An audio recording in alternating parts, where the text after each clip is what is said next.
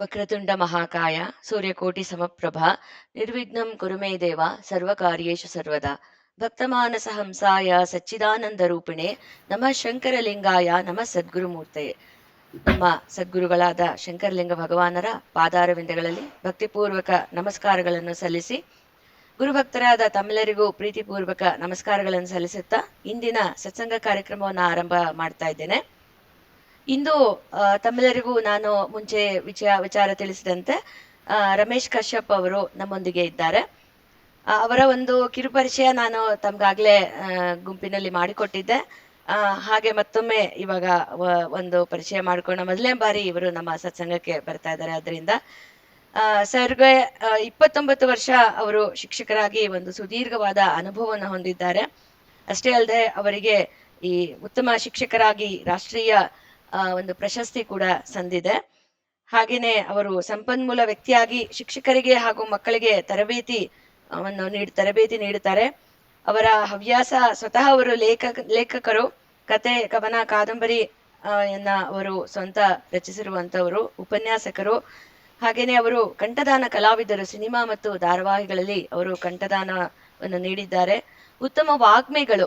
ಎಲ್ಲದಕ್ಕಿಂತ ಹೆಚ್ಚಾಗಿ ಅವರದೇ ಆದ ಒಂದು ಕಶ್ಯಪ್ ಕ್ರಿಯೇಷನ್ಸ್ ಅಂತ ಒಂದು ಯೂಟ್ಯೂಬ್ ಚಾನಲ್ ಇದೆ. ಮಂಕುತಿಮ್ಮನ ಕಗ್ಗವನ್ನ ಅವರು ಬಹಳಷ್ಟು ಅದರ ಬಗ್ಗೆ ವಿವರಣೆಯನ್ನ ನೀಡಿದ್ದಾರೆ. ಅವರ ಒಂದು ಸ್ವತಃ ಅವರು ರಚಿಸಿದ ಕವನ ಸಂಕಲನ ಕೂಡ ಅವರು ರಚಿಸಿದ್ದಾರೆ. ಮೊದಲ ಹೆಜ್ಜೆ ಅನ್ನೋ ಒಂದು ಕವನ ಸಂಕಲನ. ಅವರು ಇವತ್ತು ನಮ್ಮೊಂದಿಗೆ ಇರೋದು ನಮಗೆ ಬಹಳ ಒಂದು ಸಂತೋಷದ ವಿಚಾರ.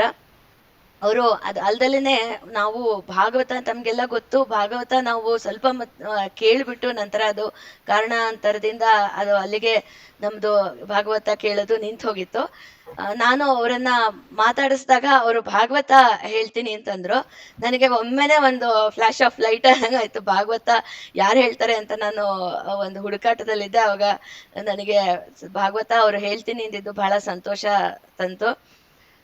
ಇವತ್ತು ಅವರು ನಮ್ಮೊಂದಿಗೆ ಭಾಗವತದ ಒಂದು ವ್ಯಾಸರ ಕುರಿತಾದ ಭಾಗವತದ ಏನು ಪುರಾಣ ಇದೆ, ರಚನೆಕಾರರು ವ್ಯಾಸರು, ಅದು ಹೇಗೆ ರಚನೆ ಆಯ್ತು, ಅವರು ವ್ಯಾಸರ ಕುರಿತಾದ ಕೆಲವು ಒಂದು ವಿಚಾರಗಳನ್ನ ನಮ್ಮೊಂದಿಗೆ ಹಂಚ್ಕೋತಾ ಇದ್ದಾರೆ. ಮತ್ತೆ ಇನ್ನೂ ಒಂದು ನನಗೆ ಸಂತೋಷ ತಂದಿದ್ದೇನೆಂದ್ರೆ, ಮುಂದಿನ ದಿನಗಳಲ್ಲಿ ಅವರು ಬಿಡುವಿದ್ದಾಗ ನಮ್ಮ ಸತ್ಸಂಗಕ್ಕೆ ಬಂದು ಇನ್ನೂ ಹೆಚ್ಚಿನ ವಿಚಾರ ಭಾಗವತದ ಬಗ್ಗೆ ಹಂಚ್ಕೋತೀನಿ ಅಂತ ಹೇಳಿದ್ದು ನಂಗೆ ಬಹಳ ಸಂತೋಷದ ವಿಚಾರ. ತಮ್ಮೆಲ್ಲರೊಂದಿಗೆ ಇದನ್ನ ಹಂಚ್ಕೊಳ್ಳಕ್ಕೆ ನನ್ಗೆ ಬಹಳ ಸಂತೋಷ ಆಗ್ತಾ ಇದೆ. ತಮ್ಮೆಲ್ಲರ ಪರವಾಗಿ ನಾನು ರಮೇಶ್ ಕಶ್ಯಪ್ ಸರ್ಗೆ ನಮ್ಮ ಸತ್ಸಂಗಕ್ಕೆ ಹೃತ್ಪೂರ್ವಕವಾದ ಸ್ವಾಗತವನ್ನ ಬಯಸ್ತಾ ಇದ್ದೇನೆ. ನಮಸ್ತೆ ಸರ್, ಸ್ವಾಗತ ತಮಗೆ.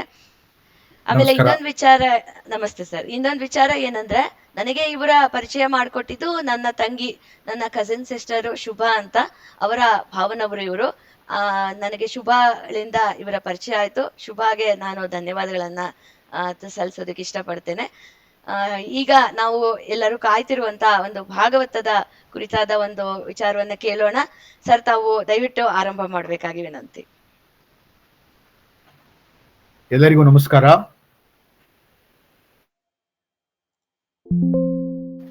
ನನ್ನ ವಾಯ್ಸು ನಿಮಗೆ ಬರ್ತಾ ಇದೆ ಅನ್ಕೊಳ್ತೀನಿ. ಮಳೆ ಇದೆ, ಆದ್ರಿಂದ ಸ್ವಲ್ಪ ಪ್ರಾಬ್ಲಮ್ ಆಗಬಹುದು.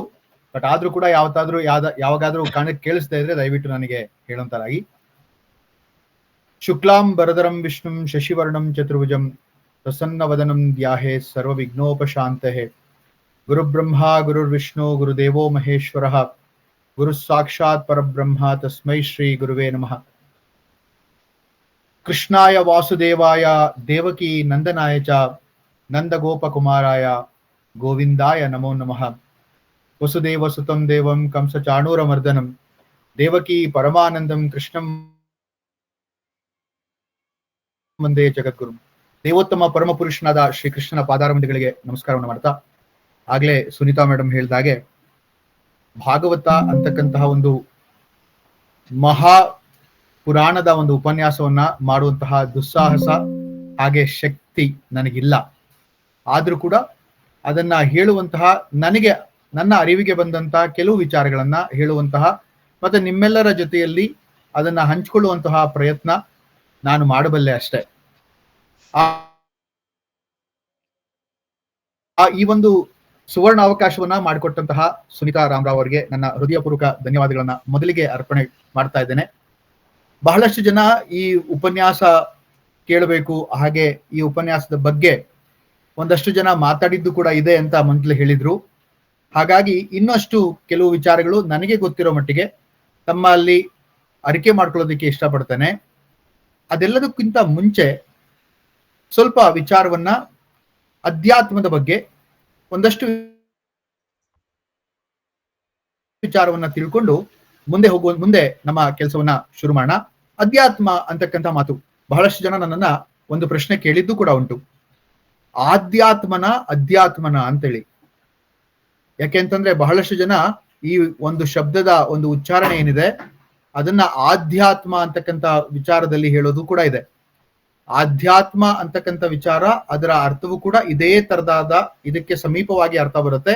ಆದ್ರೆ ನಿಜವಾಗ್ಲೂ ಕೂಡ ನಾವು ಹೇಳೋದಾದ್ರೆ ಸಂಸ್ಕೃತ ಒಂದು ವಿಚಾರದಲ್ಲಿ ಹೇಳೋದಾದ್ರೆ ಇದನ್ನ ಅಧ್ಯಾತ್ಮ ಅಂತಕ್ಕಂಥದ್ದೇ ಸರಿಯಾದಂತಹ ಒಂದು ಉಚ್ಚಾರಣೆ ಅಂತ ತಪ್ಪಾಗಲ್ಲ. ಅಧ್ಯಾತ್ಮ ಎಂತಕ್ಕಂತಹ ಪದ ಸಂಸ್ಕೃತದ ಮೂಲವನ್ನ ಹೊಂದಿದೆ ಅಂತಂದ್ರೆ ತಪ್ಪಲ್ಲ. ಅದು ಅರ್ಥ ಮತ್ತು ಅರ್ಥ ವಿಶೇಷತೆಯ ಬಹು ಪಾರಂಪರಿಕವಾದಂತಹ ಮತ್ತೆ ದಾರ್ಶನಿಕವಾದಂತಹ ಸಂದರ್ಭಗಳಲ್ಲಿ ನಾವು ಈ ಒಂದು ಅಧ್ಯಾತ್ಮವನ್ನ ಬಳಸ್ತೇವೆ. ಅಧ್ಯಾತ್ಮ ಅಂತಂದ್ರೆ ಏನು? ಇದು ಎರಡು ಪದದ ಒಂದು ವ್ಯುತ್ಪತ್ತಿಯಿಂದ ಆದಂತಹ ಶಬ್ದ. ಅಧಿ ಮತ್ತು ಆತ್ಮ ಅಂತಕ್ಕಂಥ ಎರಡು ಪದ. ಅಧಿ ಅಂತಂದ್ರೆ ಮೇಲ್ನೋಟ ಅಥವಾ ಕುರಿತು ಅಂತ ಹೇಳಿದ್ರೆ, ಆತ್ಮ ಅಂತಕ್ಕಂಥದ್ದು ಅಂತರಂಗ ಅಥವಾ ನಿಜ ಸ್ವರೂಪ ಅಂತ ಹೇಳ್ಬೋದು. ಹಂಗಂದ್ರೆ ಈ ಅಧ್ಯಾತ್ಮದ ಪೂರ್ಣ ಅರ್ಥ ಏನಪ್ಪಾ ಅಂತಂದ್ರೆ ಆತ್ಮದ ಕುರಿತಾಗಿ ಅಥವಾ ಸ್ವ ಆಲಿಸೆಯ ಸ್ವರೂಪವನ್ನ ಕುರಿತು ಹೇಳುವಂಥದ್ದು ಅಂತಕ್ಕಂಥ ಮಾತು ಇಲ್ಲಿ ಬರುತ್ತೆ. ಅಧ್ಯಾತ್ಮ ಅಂತಂದ್ರೆ ನಾವೆಲ್ಲರೂ ಅನ್ಕೊಂಡಿರೋ ತರ ಇದು ಯಾವುದೋ ಒಂದು ಧಾರ್ಮಿಕ ಅಥವಾ ಯಾವುದೋ ಒಂದು ಪೂಜೆ ಪುನಸ್ಕಾರ ಅಥವಾ ದೇವರ ಬಗ್ಗೆ ಇರತಕ್ಕಂತಹ ಮಾತಲ್ಲ. ಅಧ್ಯಾತ್ಮ ಅಂತಂದ್ರೆ ನಮ್ಮನ್ನ ನಾವೇ ಅರ್ಥ ಮಾಡ್ಕೊಳ್ಳುವಂತಹ ಒಂದು ಮಹಾನ್ ಪಾರಂಪರಿಕವಾದಂತಹ ಒಂದು ವಿದ್ಯೆ ಅಥವಾ ಒಂದು ರೀತಿ ಅಂತಕ್ಕಂಥ ಮಾತನ್ನ ಹೇಳ್ಬೋದು. ಅಧ್ಯಾತ್ಮ ಅಂತಂದ್ರೆ ಮಾನವನ ಆತ್ಮ. ಈ ಮಾನವನ ಆತ್ಮ ಏನಿದೆ ಅದು ಪರಮಾತ್ಮ, ಜೀವಾತ್ಮ ಮತ್ತೆ ಬ್ರಹ್ಮದ ಸಂಬಂಧವನ್ನ ತಿಳಿದುಕೊಳ್ಳುವಂತಹ ಪ್ರಯತ್ನವನ್ನ ನಮಗೆ ಮಾಡಿಸುತ್ತೆ. ಇಲ್ಲಿ ನಾನಾಗ್ಲೇ ಹೇಳಿದೆ ಮಾನವನ ಆತ್ಮ ಅಂತೇಳಿ. ನಮಗೆ ಎಷ್ಟೋ ಜನಕ್ಕೆ, ನಮ್ಮೆಲ್ಲರಿಗೂ ಕೂಡ ಬಹಳಷ್ಟು ಮಂದಿಗೆ ನಾವು ಯಾರು ಅಂತಕ್ಕಂಥ ಒಂದು ವಿಚಾರ ಗೊತ್ತೇ ಇಲ್ಲ.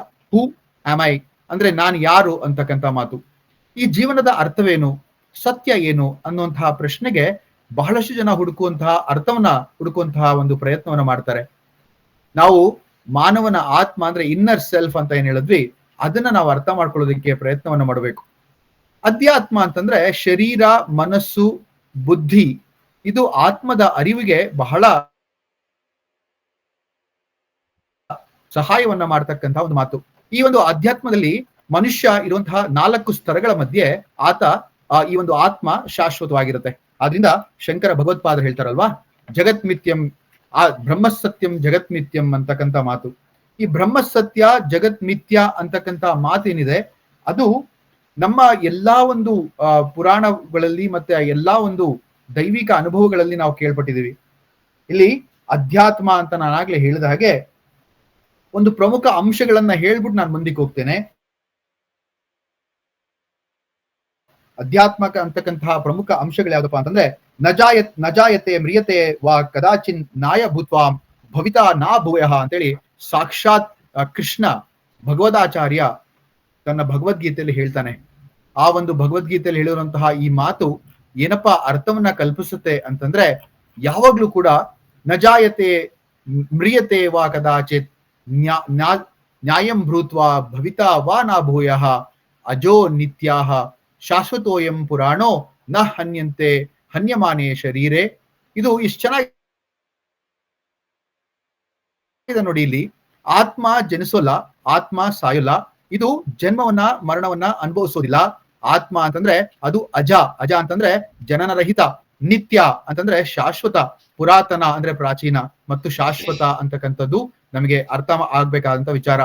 ಇಲ್ಲಿ ಯಾರು ಹುಟ್ಟುತ್ತಾರೋ ಅವರು ಸಾಯೋದಂತೂ ಶತಸಿದ್ಧ. ಅದನ್ನ ನಾವೇನ್ ಹೇಳ್ತೀವಿ ಅಂತಂದ್ರೆ ಜಾತಸ್ಯ ಮರಣಂ ಧ್ರುವಂ ಅಂತ ಭಗವದ್ಗೀತೆಯಲ್ಲಿ ಹೇಳುವಂತಹ ಒಂದು ಮಾತು. ಈ ಭಗವದ್ಗೀತೆಯಲ್ಲಿ ಹೇಳಿರೋ ಸಸ್ಯ ಮರಣಂ ಧ್ರುವಂ ಅಂತ ಏನ್ ಹೇಳಿದೀವಿ, ಆ ಒಂದು ಕೇಳಿದೀವಿ, ಆ ಮಾತಲ್ಲಿ ಇರುವಂತಹ ಮಾತೇನಪ್ಪಾ ಅಂತಂದ್ರೆ ಯಾರು ಹುಟ್ಟುತ್ತಾರೋ ಅವರು ಸಾಯ್ತಾರೆ ಅಂತಕ್ಕಂಥ ಒಂದು ವಿಚಾರ. ಇಲ್ಲಿ ಅಧ್ಯಾತ್ಮದ ಬಗ್ಗೆ ಸ್ವಲ್ಪವನ್ನ ನಾವು ಇನ್ನೂ ಸ್ವಲ್ಪ ವಿಚಾರ ತಿಳ್ಕೋಬಹುದು ಅಂತಂದ್ರೆ, ಇದು ಅಂತಃಕರಣ ಶುದ್ಧಿಯನ್ನ ಮಾಡ್ತಕ್ಕಂಥದ್ದು. ಇದು ಅಂತಃಕರಣ ಶುದ್ಧಿ ಅಂತಂದ್ರೆ ಯಾರು ತಮ್ಮನ್ನ ತಾವು ಅರ್ಥಕೊಳ್ಳೋದಕ್ಕೆ ಇಷ್ಟಪಡ್ತಾರೆ ಅವರಿಗೆ ಇದು ಸರಿಯಾದಂತಹ ಒಂದು ವಾಹಕ. ಇದು ಆಂತರಿಕ ಯಾತ್ರೆ ಅಂತ ಕರೀತಾರೆ. ಇದು ವಿಮರ್ಶೆ ಅಂತ ಕೂಡ ಹೇಳ್ಬೋದು. ಇಲ್ಲಿ ಆತ್ಮದ ಒಂದು ವಿಮರ್ಶೆ ಯಾರು ಮಾಡ್ಕೊಳ್ತಾರೋ ಅವರಿಗೆ ಅಧ್ಯಾತ್ಮದ ಬಗ್ಗೆ ರುಚಿಯನ್ನ ಅಥವಾ ಅವರಿಗೆ ಒಂದು ಆಸ್ತಿಯನ್ನ, ಒಂದು ಪರಿಪೂರ್ಣತೆಯನ್ನ ತಂದುಕೊಡುತ್ತೆ ಅಂದ್ರೆ ತಪ್ಪಾಗಲ್ಲ. ಶಾಂತಿ ಗುರಿಯನ್ನ ಕಂಡುಕೊಳ್ಳುವಂತಹ ಆಂತರಿಕ ಯಾತ್ರೆಗೆ ಇಲ್ಲಿ ಅಧ್ಯಾತ್ಮ ಅಂತ ಹೇಳುವಂತಹ ಮಾತಿದೆ. ನಾವೆಲ್ಲರೂ ಕೂಡ ಶಾಂತಿಗಾಗಿ ಬಯಸ್ತಾ ಇರ್ತೇವೆ. ನಮಗೇನಾಗಿದೆ ಅಂತಂದ್ರೆ ಈ ಪ್ರಪಂಚದಲ್ಲಿ ಯಾರಿಗೆ ದುಃಖ ಇಲ್ಲ ಹೇಳಿ ನೋಡೋಣ, ಅಲ್ವಾ? ಎಲ್ಲರಿಗೂ ಕೂಡ ದುಃಖ ಇದೆ. ಆದ್ರಿಂದ ಶಂಕರ ಭಗವತ್ಪಾದರು ಹೇಳೋ ತರಹ ಇಲ್ಲಿ ಈ ಪ್ರಪಂಚದಲ್ಲಿ ಇರ್ತಕ್ಕಂತಹ ಎಲ್ಲರೂ ಕೂಡ, ಯಾಕೆಂತಂದ್ರೆ ಈ ಪ್ರಪಂಚ ಅಂತಕ್ಕಂಥದ್ದೇ ಒಂದು ದುಃಖಾಲಯ ಅಂತ ಹೇಳ್ತೀವಿ. ಇಹ ಸಂಸಾರೇ ಬಹುತುಸ್ತಾರೆ ನಹಿ ನಹಿ ರಕ್ಷತಿ ದುಃಖಿಕರಣೆ ಭಜ ಗೋವಿಂದಂ ಗೋವಿಂದಂ ಭಜ ಮೂಢಮತೆ ಸಂಪ್ರಾಪ್ತೆ ಸನ್ನಿಹಿತೆ ಕಾಲೆ ನಹಿ ನಹಿ ರಕ್ಷತಿ ದುಃಖಿಕರಣೆ ಅಂತ ಹೇಳುವಂತಹ ಮಾತು ಇಲ್ಲಿ ನಮ್ಗೆ ಜ್ಞಾಪಕ ಬರುತ್ತೆ. ಯಾಕೆಂತಂದ್ರೆ ಈ ಒಂದು ಪ್ರಪಂಚದಲ್ಲಿ ಇರ್ತಕ್ಕಂತಹ ಹಲವಾರು, ನಾವೆಲ್ಲರೂ ಕೂಡ ಒಂದು ದುಃಖಾಲಯದಲ್ಲಿದ್ದೀವಿ. ಈ ದುಃಖಾಲಯದ ಭವಸಾಗರವನ್ನ ದಾಟಿಸಬೇಕಾದ್ರೆ ನಮಗೆ ಯಾರು ನಿಜವಾದಂತಹ ವಾಹಕರು, ಯಾರು ನಮ್ಮನ್ನ ದಾಟಿಸಬಲ್ಲರು ಅಂತಂದ್ರೆ ಅದು ಆ ಪರಮಾತ್ಮ ಒಬ್ಬನೇ. ಆ ಪರಮಾತ್ಮನಿಗೆ ನಾವು ಹೇಗೆ ನಮ್ಮನ್ನ ನಾವು ಅರ್ಪಿಸ್ಕೊಳ್ಬೇಕು, ಹೇಗೆ ನಮ್ಮನ್ನ ನಾವು ಆ ಒಂದು ಅಧ್ಯಾತ್ಮದ ಕಡೆ ನಮ್ಮ ಮನಸ್ಸನ್ನ ಒಲಿಸ್ಕೋಬೇಕು ಅಂತಕ್ಕಂತಹ ಮಾತು ಬಹಳಷ್ಟು ಜನರಲ್ಲಿ ಕಾಡುವಂತಹ ಪ್ರಶ್ನೆ. ಈ ಪ್ರಶ್ನೆಗೆ ಉತ್ತರ ಏನು ಅಂತಂದ್ರೆ, ಮೊದಲು ಆಂತರಿಕ ಯಾತ್ರೆಯನ್ನ ಸರಿ ಸುಗಮಗೊಳಿಸ್ಕೋಬೇಕು. ಮೊದಲು ನಾವ್ ಯಾರು ಅಂತಕ್ಕಂಥ ಮಾತನ್ನ ಅರ್ಥ ಮಾಡ್ಕೋಬೇಕು. ನೀವೇ ಒಂದ್ಸತಿ ಕೇಳಿ ನೋಡ್ಕೊಳ್ಳಿ ನಿಮ್ಮನ್ನ ನೀವೇ, ಹೂ ಆರ್ ಯು, ನೀವು ಯಾರು ಅಂತಂದಾಗ ನಾನು ರಮೇಶ, ಅದು ನಿನ್ನ ನಾಮಧೇಯ. ಓ, ಈ ಕೈ ನಂದು, ಆದ್ರೆ ಈ ಕೈ ಅಂತಕ್ಕಂಥದ್ದು ನೀನಲ್ಲ, ಈ ತಲೆ ಅಂತಕ್ಕಂಥದ್ದು ನೀನಲ್ಲ. ಹಾಗಾದ್ರೆ ನೀನು ಯಾರು? ಈ ಆತ್ಮದ ಒಂದು ಚರಿತ್ರೆ ಏನಿದೆ ಅಥವಾ ನಮ್ಮ ಮನಸ್ಸಿನ ಒಂದು ಭಾವನೆ ಏನಿದೆ, ಆ ಒಂದು ಭಾವನೆಗೆ ನಾವು ಅರ್ಥ ಮಾಡ್ಕೋಬೇಕಾದಂತ ವಿಚಾರ ಏನಪ್ಪಾ ಅಂತಂದ್ರೆ ಆ ಒಂದು ಆಂತರಿಕ ಯಾತ್ರೆ, ಇದನ್ನ ಕಲಿತಕ್ಕಂತಹ ಒಂದು ಪ್ರಕ್ರಿಯೆ ಇಲ್ಲಿ ನಾವು ಅಧ್ಯಾತ್ಮ ಅಂತಂದ್ರೆ ತಪ್ಪಾಗಲ್ಲ. ಇನ್ನ ಅಧ್ಯಾತ್ಮದಲ್ಲಿ ಹೇಳೋದಾದ್ರೆ ಮುಂದೆ ಅಂತಃಕರಣ ಶುದ್ಧಿ ಅಂತ ಹೇಳಿದೆ ನಾನಾಗ್ಲೇ. ಇದು ನಮಗೆ ಅಧ್ಯಾತ್ಮ ಏನಕ್ಕೆ ಬೇಕು ಅಂತಂದ್ರೆ, ಅಧ್ಯಾತ್ಮ ಪ್ರತಿಯೊಬ್ಬ ಮನುಷ್ಯನ ಜೀವನದಲ್ಲಿ ಒಂದು ಪ್ರಮುಖವಾದಂತ ಪಾತ್ರ ವಹಿಸುತ್ತೆ. ಇದು ಯಾಕೆ ಅಂತಂದ್ರೆ ನಿಜವಾದ ಶಾಂತಿ ಮತ್ತೆ ಸಂತೋಷಕ್ಕಾಗಿ. ಇಲ್ಲಿ ನಮಗೆ ಎಲ್ಲರಿಗೂ ಕೂಡ ಶಾಂತಿ, ನೆಮ್ಮದಿ ಮತ್ತೆ ಎಲ್ಲರಿಗೂ ಕೂಡ ಒಂದು ಸುಖ ಬೇಕಾಗಿರುವಂತದ್ದು. ಆದ್ರೆ ಶಾಂತಿ, ನೆಮ್ಮದಿ ಇದು ಅಷ್ಟು ಸುಲಭವಾಗಿ ಬರುವಂತದ್ದಲ್ಲ. ಈಗ ನಮ್ಮಲ್ಲಿ ಹೇಗಾಗಿದೆ ಈಗಿನ ಕಾಲದಲ್ಲಿ ಅಂತಂದ್ರೆ, ಕಲಿಪುರುಷನ ಪ್ರಭಾವವೋ ಅಥವಾ ಯಾವ ಒಂದು ಕಾಲಘಟ್ಟದ ಒಂದು ಪ್ರಭಾವವೋ ಗೊತ್ತಿಲ್ಲ. ಒಂದು ತಗೊಂಡ್ರೆ ಇನ್ನೊಂದು ಫ್ರೀ, ಅಂದ್ರೆ by one get one free ಅಂತಾರಲ್ಲ ಹಾಗೆ. ನೀವು ಸುಖ ತಗೊಂಡ್ ಬರ್ತೀನಿ ಮನೆಗೆ ಅಂತಂದ್ರೆ ಅದ್ರ ಹಿಂದೆನೆ ದುಃಖ ಕೂಡ ಬಂದಿರುತ್ತೆ. ಆ ಒಂದು ದುಃಖ ಸುಖದ ನಿರ್ವಹಣೆ ಏನಿದೆ ಅದು ನಮಗೆ ಚೆನ್ನಾಗಿ ಗೊತ್ತಿರಬೇಕು. ಅದಕ್ಕೆ ಸಮತೀಷ್ಣ ಅಂತ ಹೇಳಿ, ಸುಖ ದುಃಖೇಶು ಸಮತೀಶೋಷ್ಣು ಅಂತ ಹೇಳಿ ಕೃಷ್ಣ ಭಗವತ್ಪಾದರು, ಇದರಲ್ಲಿ ಶಂಕರಾಚಾರ್ಯರು ಮತ್ತೆ ಕೃಷ್ಣನ ಒಂದು ಭಗವದ್ಗೀತೆಯಲ್ಲೂ ಕೂಡ ಇದೇ ಒಂದು ಮಾತನ್ನ ಹೇಳ್ತಾರೆ. ಆದರೆ ಅದಕ್ಕೆ ಆತ್ಮನಃ ನಾತ್ಮಃ ವ್ಯವಸಾದೇತ್ ಆತ್ಮೈವ ಹ್ಯಾತ್ಮನೋ ಬಂಧುಹು ಆತ್ಮೈವ ರಿಪುರಾತ್ಮನಃ ಅಂತೇಳಿ ಇದೇ ಭಗವದ್ಗೀತೆಯಲ್ಲಿ ಹೇಳಿರುವಂತಹ ಮಾತು ಕೂಡ ಇದೆ. ಏನು ಅಂತಂದ್ರೆ, ಈ ಒಂದು ಭಗವದಾಚಾರ್ಯ ಕೃಷ್ಣನು ಹೇಳ್ತಾನೆ, ಪ್ರತಿಯೊಂದು ಒಂದು ಜೀವಿಯು ಕೂಡ ಈ ಆತ್ಮವನ್ನ ತನ್ನ ಒಂದು ಒಳಿತಿಗಾಗಿ ಮಾಡ್ಕೋಬೇಕಾಗತ್ತೆ. ಯಾಕೆ ಅಂತಂದ್ರೆ ಈ ಆತ್ಮ ಏನಾಗಿದೆ ಅಂತಂದ್ರೆ ತಾನೇ ತನ್ನನ್ನ ಉದ್ಧರಿಸ್ಕೋಬೇಕು, ತಾನೇ ತನ್ನನ್ನ ಕೆಡಿಸ್ಕೋಬಾರದು ಅಂತ ಹೇಳ್ತಾನೆ. ಯಾಕೆಂದ್ರೆ ಆತ್ಮವೇ ನಿನ್ನ ಗೆಳೆಯ, ಆತ್ಮವೇ ನಿನ್ನ ಶತ್ರು, ಆತ್ಮೈವ ರಿಪುರಾತ್ಮನಃ ಅಂತ ಕೃಷ್ಣ ಹೇಳ್ದ. ಆತ್ಮೈವ ಆತ್ಮನೋ ಬಂಧುಹು, ನೋಡಿ, ಆತ್ಮನೋ ಬಂಧುಹು, ಆತ್ಮವೇ ನಿನ್ನ ಗೆಳೆಯ, ಹಾಗೆ ಆತ್ಮವೇ ನಿನ್ನ ಶತ್ರು ಅಂತ ಹೇಳ್ತಾನೆ. ನಮಗೆ ಶ್ರೇಷ್ಠತೆಯ ಪಥದಲ್ಲಿ ಸಾಗಲು ಬೇರೊಬ್ಬರ ಯಾವುದೋ ಒಂದು ಸಹಾಯ ಯಾವಾಗ್ಲೂ ಕೂಡ ನಮಗೆ ಹೆಚ್ಚು ಬೇಕೇ ಬೇಕು. ಅದರಲ್ಲಿ ಧ್ಯಾನ, ಭಕ್ತಿ, ಆತ್ಮ ಪರಿಶುದ್ಧತೆ ಅಂತಕ್ಕಂಥ ಒಂದು ವಿಚಾರಗಳೆಲ್ಲ ನೋಡಿದ್ರೆ, ಆ ಒಂದು ವಿಚಾರಗಳನ್ನ ನಾವು ಮೆಲುಕಾಕಿದ್ರೆ ಆತ್ಮೋನ್ನತಿಗೆ ನಾವು ಹೋಗ್ಬೇಕು ಅಂತ ಅನ್ಕೊಂಡ್ರೆ ಇವೆಲ್ಲದರ ಒಂದು ಅರಿವು ನಮಗಿರಬೇಕು ಅಂತ ಹೇಳ್ತಾರೆ. ಇದೇ ರೀತಿ ಅಧ್ಯಾತ್ಮದ ಮೇಲೆ ಬಹಳಷ್ಟು ವಿಚಾರಗಳನ್ನ ಹೇಳಬಹುದು. ಆದ್ರೆ ನಮ್ಮ ವಿಚಾರ ಇಲ್ಲಿ ನನಗೆ ಕೊಟ್ಟಿರುವಂತದ್ದು ಏನಪ್ಪಾ ಅಂತಂದ್ರೆ, ನನಗೆ ಕೊಟ್ಟಿರುವಂತದ್ದು ಇಲ್ಲಿ ಭಾಗವತ. ಆ ಭಾಗವತಕ್ಕೂ ಮುಂಚೆ ಇನ್ನೊಂದು ವಿಚಾರವನ್ನ ನಿಮ್ಮೆಲ್ಲರ ಒಂದು ಮನಸ್ಸಿಗೆ ತಂದು ನಾನು ಭಾಗವತದ ಬಗ್ಗೆ ಕೆಲವೊಂದು ವಿಚಾರಗಳನ್ನ ಹೇಳುವಂತಹ ಪ್ರಯತ್ನವನ್ನ ಮಾಡ್ತೇನೆ. ಭಾಗವತಕ್ಕೆ ಹೋಗುವಂತಹ ಪ್ರಕ್ರಿಯೆಯಲ್ಲಿ ಮನುಷ್ಯನಿಗೆ ಇರಬೇಕಾದಂತಹ 3 ಬಹಳ ಗುಹತರವಾದಂತಹ ಪ್ರಮುಖವಾದಂತಹ ಅಂಶಗಳು, ನಾವು ಅದನ್ನ ನೋಡ್ಬೋಣ. ಅದೇನಪ್ಪಾ ಅಂತಂದ್ರೆ, ಮೊದಲನೇದು ಭಕ್ತಿ, ಎರಡನೇದು ಶ್ರದ್ಧೆ, ಮೂರನೇದು ಕರ್ಮನಿಷ್ಠತೆ. ಇಲ್ಲಿ ನಾನು ಆಗ್ಲೇ ಹೇಳಿದ ಹಾಗೆ ಭಕ್ತಿ ಅಂತಕ್ಕಂಥ ಮಾತನ್ನು ಹೇಳಿದೆ. ಭಜತೆ ಇತಿ ಭಕ್ತಿ ಅಂತ, ಸ ತಸ್ಮಿನ್ ಪರಮ ಪ್ರೀತಿ ರೂಪೋ ಇತಿ ಭಕ್ತಿ ಅಂತ ಕೂಡ ನಾರದ ಭಕ್ತಿ ಸ್ತೋತ್ರದಲ್ಲಿ ಹೇಳುವಂತಹ ಮಾತಿದೆ. ಇದೇನಪ್ಪಾ ಹಾಗಾದ್ರೆ ಅಂತಂದ್ರೆ, ಈ ಭಕ್ತಿ ಅಂತಕ್ಕಂಥದ್ದು ಈ ನಮ್ಮ ಭಾರತೀಯ ಪರಂಪರೆಯಲ್ಲಿ ಬಹಳ ಶ್ರೇಷ್ಠವಾದಂತಹ ಮಾರ್ಗ. ಯಾಕೆ ಅಂತಂದ್ರೆ, ನಾವು ಈ ಭಕ್ತಿಯನ್ನ ಅಥವಾ ನಮ್ಮ ಭಕ್ತಿ ಒಂದು ಮಾತನ್ನ ನಾವು ಹೇಗೆ ನಾವು ಅದನ್ನ ತೋರ್ಪಡಿಸ್ಕೋಬೇಕು ಅಂತಕ್ಕಂಥ ವಿಚಾರ ಬಹಳಷ್ಟು ಜನ ಗೊತ್ತಿಲ್ಲ. ಆದ್ರಿಂದ ಭಕ್ತಿಯನ್ನ ನವವಿಧ ಭಕುತಿಯ ಅಂತ ನೀವು ಕೇಳಿದ್ದೀರಿ ಅನ್ಕೊಂತೀನಿ. ಇಲ್ಲಿ 9 ತರನಾದಂತಹ ಭಕ್ತಿಗಳಿದೆ ಅಂತ ಹೇಳ್ತಾರೆ. ಅದಕ್ಕೆ ಶ್ರವಣಂ ಕೀರ್ತನೋ ವಿಷ್ಣು, ಸ್ಮರಣಂ ಪಾದ ಸೇವನಂ, ಅರ್ಪಣಂ ವಂದನಂ ದಾಸ್ಯ, ಸಾಖ್ಯ ಆತ್ಮನಿವೇದನಂ ಅಂತ ಹೇಳುವಂತಹ ಮಾತಿದೆ. ಅಂದ್ರೆ ಈ 9 ಭಕ್ತಿಗಳಲ್ಲಿ ಶ್ರವಣ, ಈಗ ನಾವು ನೀವು ಮಾಡ್ತಾ ಇರೋದೆಲ್ಲ ಶ್ರವಣ. ಅದು ಕೂಡ ಬಹಳ ಒಂದು ಮೊದಲನೇ ಸ್ಟೆಪ್, ಅಂದ್ರೆ ಮೊದಲನೇ ಒಂದು ಮಜಲು ಅಂತ ಕರೆದ್ರೆ ತಪ್ಪಾಗಲ್ಲ. ಭಕ್ತಿಯಲ್ಲಿ ಮೊದಲನೆಯ ಹಂತ ಏನಪ್ಪಾ ಅಂತಂದ್ರೆ ಅದು ಶ್ರವಣ. ಅದಾದ ನಂತರ ಕೀರ್ತನ ಅಂತಂದ್ರೆ ದೇವರ ಒಂದು ನಾಮಸ್ಮರಣೆ, ಗಾನವನ್ನ ಹೇಳುವಂಥದ್ದು. ಹಾಗೆ ಸ್ಮರಣ ಅಂದ್ರೆ ದೇವರ ಒಂದು ಸ್ಮರಣೆ, ಜ್ಞಾಪಿಸಿಕೊಳ್ಳುವಿಕೆ ಅಂತಕ್ಕಂಥ ಮಾತು ಕೂಡ ಬರುತ್ತೆ. ಪಾದ ಸೇವನ, ಅರ್ಚನಾ ನಮಗೆ ಗೊತ್ತಿದೆ, ಗುಣಗಾನವನ್ನ ಮಾಡುವಂಥದ್ದು. ವಂದನ, ಹಾಗೆ ಪ್ರಣಾಮಿಸೋದು. ಹಾಗೆ ದಾಸ್ಯ, ಸಖ್ಯ ಮತ್ತೆ ಆತ್ಮನಿವೇದನ ಅಂತಕ್ಕಂಥ ಮಾತುಗಳು ನಮ್ಮಲ್ಲಿ ನಾವು ನೋಡ್ತಕ್ಕಂಥ 9 ಭಕ್ತಿಯ ವಿಧ. ಇದು ಯಾವುದಾದ್ರೂ ಕೂಡ ಈ ಭಕ್ತಿಯ ಮಾರ್ಗವನ್ನ ಅನುಸರಿಸಿ ನಾವು ದೇವೋತ್ತಮನನ್ನ ಪಡ್ಕೋಬಹುದು ಅಂತ ಹೇಳ್ತಾರೆ. ಯಾವುದೇ ಮಾರ್ಗ ಆದ್ರೂ ಪರವಾಗಿಲ್ಲ ಅಂತ ಹೇಳ್ಬೋದು. ನಿಮಗೆ ಶ್ರವಣ ಮಾಡಕ್ಕಾಗತ್ತಾ? ಅದು ಸರಿ. ಕೀರ್ತನೆ ಮಾಡಕ್ಕಾಗತ್ತಾ? ಅದಿನ್ನೂ ಒಳ್ಳೆಯ ಒಂದು ಮಾತು. ಅದಾದ ನಂತರ ಕೊನೆಯಲ್ಲಿ ಬರ್ತಕ್ಕಂಥ ಆತ್ಮನಿವೇದನೆ ಮಾಡಕ್ಕಾಗತ್ತಾ? ಅದು ಪರಮ ಗತಿಯನ್ನ ಕೊಡುವಂತಹ ಒಂದು ಭಕ್ತಿಯ ರೂಪ ಅಂತ ಹೇಳ್ಬೋದು. ಅದಾದ್ರೆ ಎಷ್ಟೋ ಜನ ಹೇಳೋದಿದೆ, ಸರ್ ಈ ಬ್ಯುಸಿ ಲೈಫಲ್ಲಿ, ಈ ನಮ್ಮ ಒಂದು ಸಾಂಸಾರಿಕ ಜಂಜಾಟದಲ್ಲಿ ನಾವು ಎಲ್ಲಿ ಭಕ್ತಿ ಮಾಡ್ತಾ ಕೂತ್ಕೊಳ್ಳೋಣ ಸರ್ ಅಂತ. ನೋಡಿ, ದ್ವಾಪರ ಯುಗದಲ್ಲಿ ಕೃಷ್ಣ ಆಗ್ಲೇ ಹೇಳಿದಾನೆ, ಪತ್ರಂ ಪುಷ್ಪಂ ಫಲಂ ತೋಯಂ. ನೋಡಿ, ಪತ್ರಂ ಪುಷ್ಪಂ ಫಲಂ ತೋಯಂ ಏಮೇ ಭಕ್ತ್ಯಾ ಪ್ರಯಚ್ಛತಿ ಅಂತ ಕೃಷ್ಣ ಆಗ್ಲೇ ಹೇಳ್ದ. ನೀವ್ ಏನೂ ಮಾಡಕ್ ಆಗ್ಲಿಲ್ಲ ಅಂತಂದ್ರೆ ಒಂದು ಪತ್ರೆ, ಒಂದು ಪುಷ್ಪ, ಒಂದು ಫಲ, ಹಾಗೆ ಒಂದು ತೋಯ ಅಂದ್ರೆ ನೀರು, ಇಷ್ಟಾದ್ರೂ ನನಗೆ ಅರ್ಪಿಸಿದ್ರೆ ನಾನು ಸಂಪ್ರೀತನಾಗ್ತೀನಿ ಅಂತ. ಈ ಸಂಪ್ರೀತ ಭಾವ ಏನಿದೆ, ಆ ಭಾವನೆ ಈ ಕೃಷ್ಣ ಎಷ್ಟು ಸುಲಭವಾಗಿ ನಮಗೆ ಈ ಒಂದು ಭಕ್ತಿ ಮಾರ್ಗವನ್ನ ಹೇಳ್ತಾನೆ.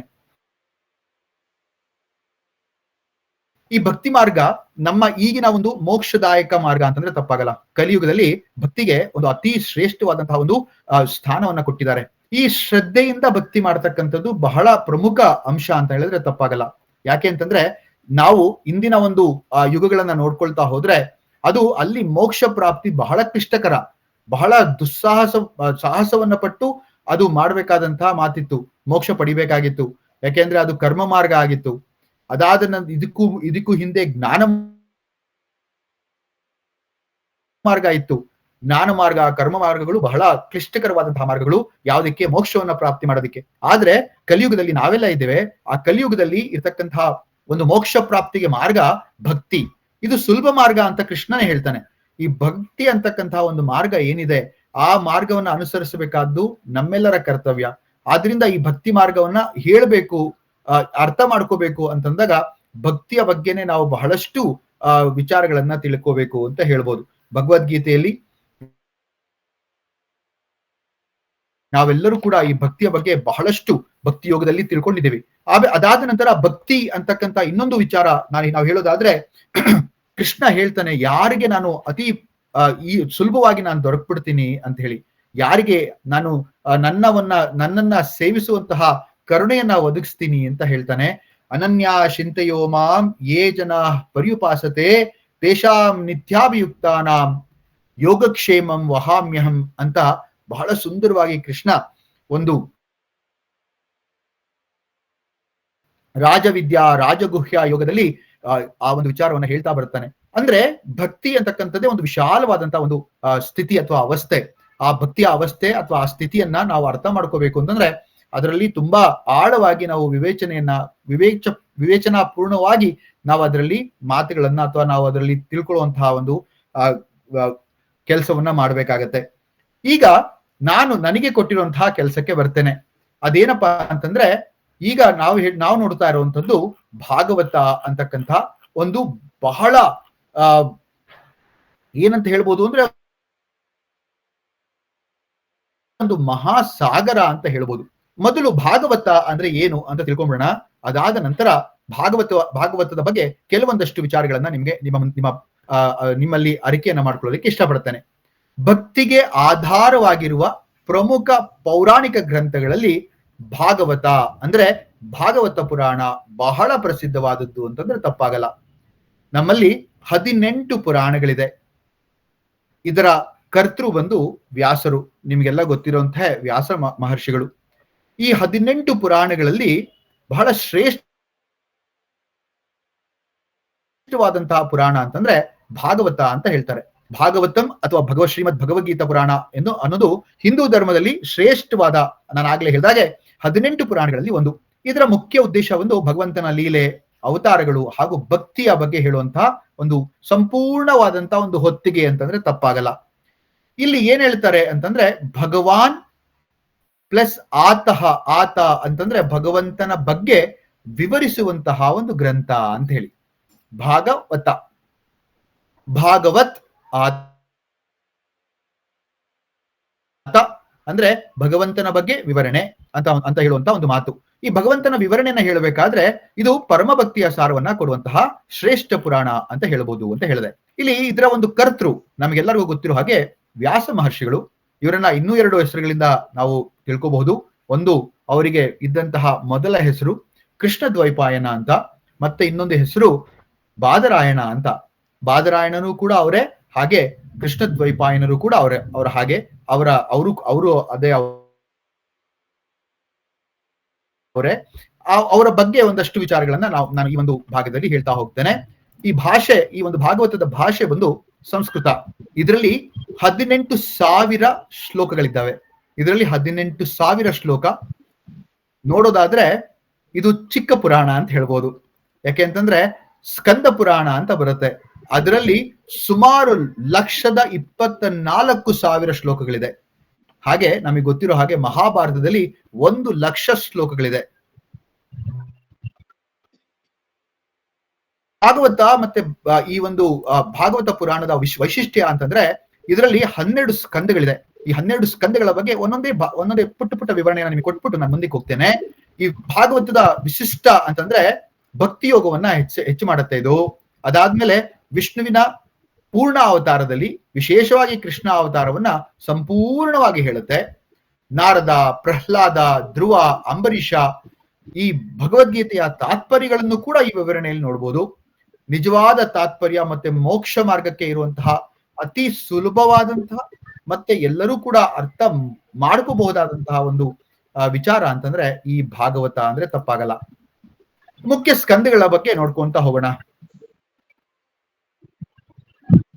ನಾನು ಆಗ್ಲೇ ಹೇಳಿದೆ 1ನೇ ಸ್ಕಂದ. ಮೊದಲನೇ ಸ್ಕಂದದಲ್ಲಿ ಈಗ ಪುರಾಣದ ಹಿನ್ನೆಲೆಯನ್ನ ಹೇಳಲಾಗುತ್ತೆ. ಹಾಗೆ ವ್ಯಾಸರ ಒಂದು ನಿರಾಶೆ, ಯಾಕಪ್ಪ ಅವರು ಬಹಳ ನಿರಾಶೆಗೊಂಡಿದ್ರು. 17 ಪುರಾಣಗಳನ್ನ ಬರೆದಿದ್ರು, ಮಹಾಭಾರತವನ್ನ ಬರೆದಿದ್ರು. ಆ ಮಹಾಭಾರತದಲ್ಲೇ ಪಂಚಮ ವೇದ ಅಂತಕ್ಕಂತಹ ಭಗವದ್ಗೀತೆಯನ್ನ ಬರೆದಿದ್ರು. ಆದ್ರೂ ಕೂಡ ಅವರಿಗೆ ಒಂದು ನಿರಾಶೆ, ಒಂದು ಹತಾಶೆ ಇತ್ತು. ಆ ಹತಾಶೆ ಹೋಗಲಾಡಿಸೋದಿಕ್ಕೆ ಕಾರಣ ಏನು ಅಂತಕ್ಕಂಥದ್ದನ್ನ ಮುಂದಿನ ಒಂದು ವಿಚಾರಗಳಲ್ಲಿ ಹೇಳ್ತೇನೆ. ಇಲ್ಲಿ ಆ ಹತಾಶೆಗೆ ಕಾರಣವೇನು ಮತ್ತೆ ಅದರ ಒಂದು ಭಾಗದಿಂದ ಹೇಗೆ ಅವರು ನಾರದರ ಒಂದು ವಿಚಾರದಿಂದ ಅವರು ಹೇಗೆ ತಮ್ಮ ನಿರಾಶೆಯನ್ನ ಅಥವಾ ಹತಾಶೆಯನ್ನ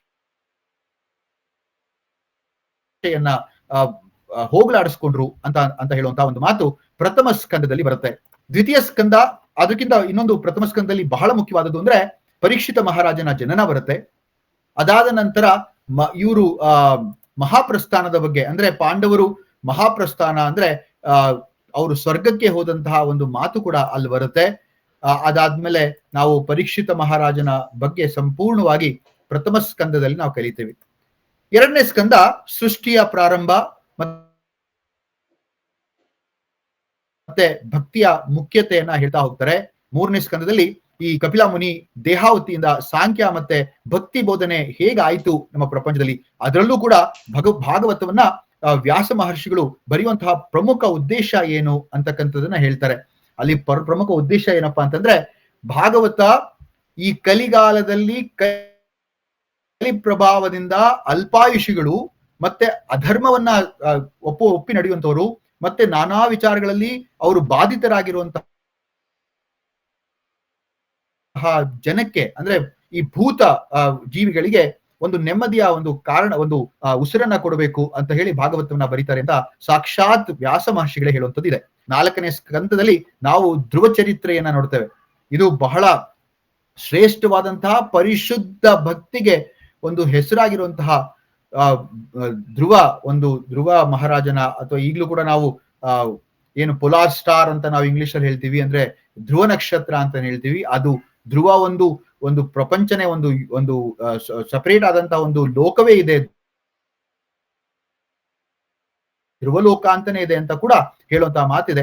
ಆ ಒಂದು ಧ್ರುವಲೋಕದ ಬಗ್ಗೆ ನಾಲ್ಕನೇ ಸ್ಕಂದದಲ್ಲಿ ಹೇಳುವಂತದ್ದಿದೆ. ಅದಾದ್ಮೇಲೆ ಪ್ರಚೇತರರ ಬಗ್ಗೆ ಬಹಳ ಹೇಳ್ತಾರೆ. ಪ್ರಚೇತರರು ಎಂತಹ ಒಂದು ಅದ್ಭುತವಾದಂತಹ ಒಂದು ಕಾರ್ಯಗಳನ್ನ ಮಾಡಿದ್ರು ಅಂತ ಹೇಳುವಂತಹ ಮಾತಿದೆ. ಐದನೇ ಸ್ಕಂದದಲ್ಲಿ ಋಷಭ ದೇವನ ಉಪದೇಶಗಳು ಮತ್ತೆ ಜಡಭರತ ಕತೆ, ಇದು ಬಹಳ ಪ್ರಮುಖವಾದದ್ದು. ಜಡಭರತ ಕತೆ ಅಂತೂ ಬಹಳ ಶ್ರೇಷ್ಠ ಮತ್ತೆ ಅದು ಬಹಳ ಚೆನ್ನಾಗಿದೆ. ಆ ಒಂದು ವಿಚಾರವನ್ನ ಅಲ್ಲಿ ಹೇಳ್ತಾ ಹೋಗ್ತಾರೆ. ಅದು ಐದನೇ ಸ್ಕಂದ. ಆದ್ರೆ ಆರನೇ ಸ್ಕಂದದಲ್ಲಿ ಅಜಾಮಿಳನ ಕತೆ, ಯಮಧರ್ಮ ವಿಷ್ಣು ದೂತರ ಒಂದು ಸಂವಾದ ಅತೀ ರಮ್ಯವಾಗಿದೆ. ಅಜಾಮಿಳ ನಮಗೆ ಗೊತ್ತಿರೋ ಹಾಗೆ ಮಹಾದುಷ್ಟ. ಅಜಾಮಿಳ ಬಹಳ ಮಾಡಬಾರದಂತಹ ಕೆಲಸಗಳನ್ನೆಲ್ಲ ಮಾಡಿ ಆತ ಪರಮನಿಷ್ಠನಾಗಿ ಪರಮ ಪಾಪಿಯಾಗಿ ಇದ್ದಂಥವನು ಮಾಡಿದಂತಹ ಒಂದೇ ಒಂದು ಕೆಲಸ, ಒಂದೇ ಪುಣ್ಯ ಕಾರ್ಯ, ಅದೇನಪ್ಪಾ ಅಂತಂದ್ರೆ ತನ್ನ ಮಗನಿಗೆ ಗೋವಿಂದ ಅಂತಕ್ಕಂತ ಹೆಸರಿಟ್ಟಿದ್ದಷ್ಟೇ. ಕೊನೆಗೆ ತನ್ನ ಸಾಯುವಂತಹ ಕಾಲದಲ್ಲಿ ತನ್ನ ಮಗನನ್ನ ಕರಿತಾನೆ, ಸಾಕ್ಷಾತ್ ವಿಷ್ಣುವಿನಲ್ಲ, ಮಗನನ್ನ ಕರಿತಾನೆ, ಗೋವಿಂದ ಗೋವಿಂದ ಅಂತ ಕರೆದಿದ್ದಷ್ಟೇ. ಅಷ್ಟಕ್ಕೇನೆ ಆ ಸಾಕ್ಷಾತ್ ವಿಷ್ಣು ದೂತರು, ಯಮದೂತರು ಬಂದು ಇವ್ರನ್ನ ಹೇಳ್ಕೊಂಡು ಹೋಗ್ಬೇಕು ಅಂದಾಗ ಅದನ್ನ ತಡೆಯೋದಕ್ಕೆ ವಿಷ್ಣು ದೂತರೇ ಬರ್ತಾರೆ. ಅದು ಬಹಳ ಸ್ವಾರಸ್ಯಕರವಾಗಿ ಹೇಳಿರುವಂತಹ ಒಂದು ಸ್ಕಂದ. ಅದು ಒಂದು ಆರನೇ ಸ್ಕಂದ ಅಂತಂದ್ರೆ ತಪ್ಪಾಗಲ್ಲ. ಅದು ಅಜಾಮಿಳನ ಕತೆ ಬರುತ್ತೆ. ಏಳನೇ ಸ್ಕಂದದಲ್ಲಿ ನಾರದರ ಮುಖಾಂತರ ಪ್ರಹ್ಲಾದ್ಯ ಮತ್ತು ಹಿರಣ್ಯಕಶ್ಯಪುರಿನ ನರಸಿಂಹ ಅವತಾರದ ಒಂದು ಅತಿ ವಿಜೃಂಭಿತವಾದಂತಹ ವಿವರಣೆ ಅಲ್ಲಿ ಕೊಡ್ತಾ ಹೋಗ್ತಾರೆ. ಯಾಕೆ ನಾನು ಇಷ್ಟನ್ನು ಹೇಳ್ತಾ ಇದ್ದೀನಿ ಅಂತಂದ್ರೆ, ಪ್ರಹ್ಲಾದ ಮಹಾರಾಜ ನಮ್ಗೆಲ್ಲರಿಗೂ ಗೊತ್ತಿರುವಂತೆ ಮಹಾನ್ ವಿಷ್ಣು ಭಕ್ತ. ನಮಗೆ ಆ ಕಥೆ ಎಲ್ಲ ಗೊತ್ತಿದೆ. ಹಾಗೆ ನಮಗೆ ಗೊತ್ತಿರುವಂತಹ ಇನ್ನೊಂದೇನು ಅಂದ್ರೆ ನರಸಿಂಹ ಅವತಾರಕ್ಕೆ ಕಾರಣೀಭೂತನಾದವನು, ಅದು ಕೂಡ ಗೊತ್ತಿದೆ. ವಿಷ್ಣುವಿನ ಅವತಾರದಲ್ಲಿ, ದಶಮಾವತಾರದಲ್ಲಿ ಒಂದು ಬಹಳ ಶ್ರೇಷ್ಠವಾದಂತಹ ಅವತಾರ ಇದು ನರಸಿಂಹ ಅವತಾರ ಕೂಡ. ಅದು ಪ್ರಹ್ಲಾದ ಮತ್ತೆ ಹಿರಣ್ಯಕಶಿಪು ಮತ್ತೆ ನರಸಿಂಹನ ಲೀಲೆಯನ್ನ ನಾವು 7ನೇ ಸ್ಕಂದದಲ್ಲಿ ನೋಡ್ತೇವೆ. 8ನೇ ಸ್ಕಂದದಲ್ಲಿ ಕ್ಷೀರಸಾಗರ ಅಥವಾ ಕ್ಷೀರ ಮಂಥನವನ್ನ ನೋಡ್ತೇವೆ ನಾವು. ಕ್ಷೀರಮಂಥನ, ವಾಮನ ಅವತಾರ ಮತ್ತೆ ಗಜೇಂದ್ರ ಮೋಕ್ಷ, ಈ 3 ಕಥೆಗಳು ಬಹಳ ಶ್ರೇಷ್ಠವಾಗಿ ಮೂಡಿ ಬಂದಿದೆ ಈ ಒಂದು 8ನೆಯ ಒಂದು ಸ್ಕಂದದಲ್ಲಿ. 9ನೇ ಸ್ಕಂದದಲ್ಲಿ ಸೂರ್ಯ ಚಂದ್ರ ಇವರ ವಂಶದ ಕಥೆಗಳು, ಆಮೇಲೆ ಸಾಕ್ಷಾತ್ ಪರಮಪ್ರಭು ಶ್ರೀರಾಮನ ಒಂದು ಪುಣ್ಯ ಕಥೆ ಈ ಒಂದು ಸ್ಕಂದದಲ್ಲಿ ಬರುತ್ತೆ. ಈ ಒಂದು ಸ್ಕಂದದಲ್ಲಿ 9ನೇ ಸ್ಕಂದದಲ್ಲಿ, ನವಮ ಸ್ಕಂದದಲ್ಲಿ ಸೂರ್ಯ ಚಂದ್ರ ಅಂದ್ರೆ ಏನು ಸೂರ್ಯಕುಲ ರವಿಕುಲ ಅಂತ ಕರಿತೀವಿ ಅದು, ಹಾಗೆ ಚಂದ್ರಕುಲ ಅಂದ್ರೆ ಶಶಿಕುಲ. ಈ ರವಿಕುಲ ಚಂದ್ರಕುಲದ ಬಹಳ ಪ್ರಮುಖ ರಾಜರುಗಳು ಯಾರ್ಯಾರಿದ್ರು, ಹಾಗೇನೆ ಅವರ ಒಂದು ಶ್ರೇಷ್ಠತೆ ಏನು, ಎಂತೆಂತಹ ರಾಜರು ಏನೇನ್ ಕೆಲಸಗಳನ್ನ ಮಾಡಿದ್ರು. ಅದರಲ್ಲಿ ಪ್ರಮುಖವಾಗಿ ಸೂರ್ಯಕುಲದಲ್ಲಿ ಬಂದಂತಹ ರಾಮಚಂದ್ರ ಪ್ರಭುವಿನ ಅತಿ ಸುಂದರವಾದಂತಹ ಮನೋಹರವಾದಂತಹ ಕಥೆಯನ್ನ ಈ ಒಂದು ಸ್ಕಂದ ಹೇಳುತ್ತೆ. ಅದು ನವಮ ಸ್ಕಂದ. ಆದ್ರೆ 10ನೇ ಸ್ಕಂದಕ್ಕೆ ಬರ್ತೇವೆ. 10ನೇ ಸ್ಕಂದದಲ್ಲಿ ಸಾಕ್ಷಾತ್ ಶ್ರೀ ಕೃಷ್ಣ ಪರಮಾತ್ಮನ ದಿವ್ಯ ಲೀಲೆ, ಜನನದಿಂದ ಹಿಡಿದು ಕೃಷ್ಣನ ಒಂದು ಪ್ರಸ್ಥಾನದವರೆಗೆ ಬಹಳ ಸುಂದರವಾದಂತಹ ಮನೋಹರವಾದಂತಹ, ಎಷ್ಟು ಸುಂದರವಾಗಿ ಇದೆ ಅಂತಂದ್ರೆ ನನಗೆ ಪದಗಳೇ ಬರ್ತಾ ಇಲ್ಲ, ಅಷ್ಟು ಸುಂದರವಾಗಿರುವಂತಹ ಒಂದು ಕೃಷ್ಣನ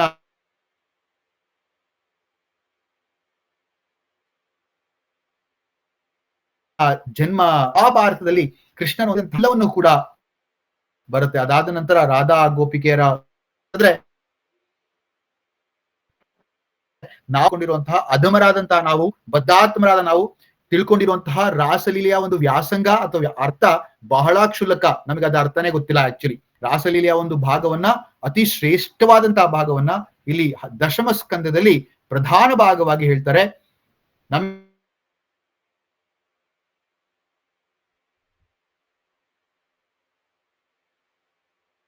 ಖಾನ್ ಇದ್ರವರು ತುಂಬಾ ಚೆನ್ನಾಗಿದೆ. ಅದನ್ನ ಯಾರಿಗಾದ್ರೂ ಸಿಕ್ಕಿದ್ರೆ ದಯವಿಟ್ಟು ಓದಿ, ಬಹಳ ಸುಂದರವಾಗಿದೆ ಅದು. ಅದಾದ ನಂತರ ಬರುವಂತದ್ದು 11ನೇ ಸ್ಕಂದ. ಈ ಕೃಷ್ಣ ಉದ್ಧವನಿಗೆ ಕೊಡುವಂತಹ ಒಂದು ಉಪದೇಶ. ಅದಾದ ನಂತರ ಉದ್ಧವ ಗೀತೆ ಅಂದ್ರೆ ಉಪನಿಷತ್ತಿನ ಸ್ವರೂಪವನ್ನ ಇಲ್ಲಿ 11ನೇ ಸ್ಕಂದದಲ್ಲಿ ಹೇಳಿದ್ರೆ, 12ನೇ ಸ್ಕಂದದಲ್ಲಿ ಕಾಲಚಕ್ರ ಮತ್ತೆ ಯುಗ ಧರ್ಮಗಳ ವ್ಯಾಖ್ಯಾನ, ಭವಿಷ್ಯವಾಣಿ, ಹಾಗೆ ಕಲಿಯುಗದ ಲಕ್ಷಣಗಳನ್ನ ಇಲ್ಲಿ ಭಾಗವತದ ಒಂದು ಕೊನೆಯ ಸ್ಕಂದದಲ್ಲಿ ಅಂದ್ರೆ 12ನೇ ಸ್ಕಂದದಲ್ಲಿ ಹೇಳ್ತಾ ಹೋಗ್ತಾರೆ. ಇದು ಬಹಳ ವಿಸ್ತಾರವಾಗಿ ಅಲ್ದಿದ್ರು ಕೂಡ ಬಹಳ ಒಂದು ಸೂಕ್ಷ್ಮವಾಗಿ ಸಂಕ್ಷಿಪ್ತವಾಗಿ ಈ ಒಂದು ಭಾಗವತವನ್ನ ಹೇಳೋದಾದ್ರೆ, ಅಥವಾ ಈ 12 ಸ್ಕಂದಗಳ ಬಗ್ಗೆ ಹೇಳೋದಾದ್ರೆ, ನಾನು ಹೇಳಿದಂತಹ ಈ ಒಂದು ವಿಚಾರ ಬಹಳ ಇದು ಅಂತ ಅನ್ಸುತ್ತೆ. ಅದಾದ ನಂತರ ಭಾಗವತದಲ್ಲಿ ಈ ದಾರ್ಶನಿಕ ಅಂಶಗಳು ಬಹಳ ಕೇಳಿ ಬರುತ್ತೆ. ದಾರ್ಶನಿಕ ಅಂಶ ಅಂತಂದ್ರೆ ನಮಗೆ ದರ್ಶನ ಅಂತಂದ್ರೆ ತತ್ವಶಾಸ್ತ್ರ, ತತ್ವಜ್ಞಾನ ಅಂತ ಹೇಳ್ಬೋದು.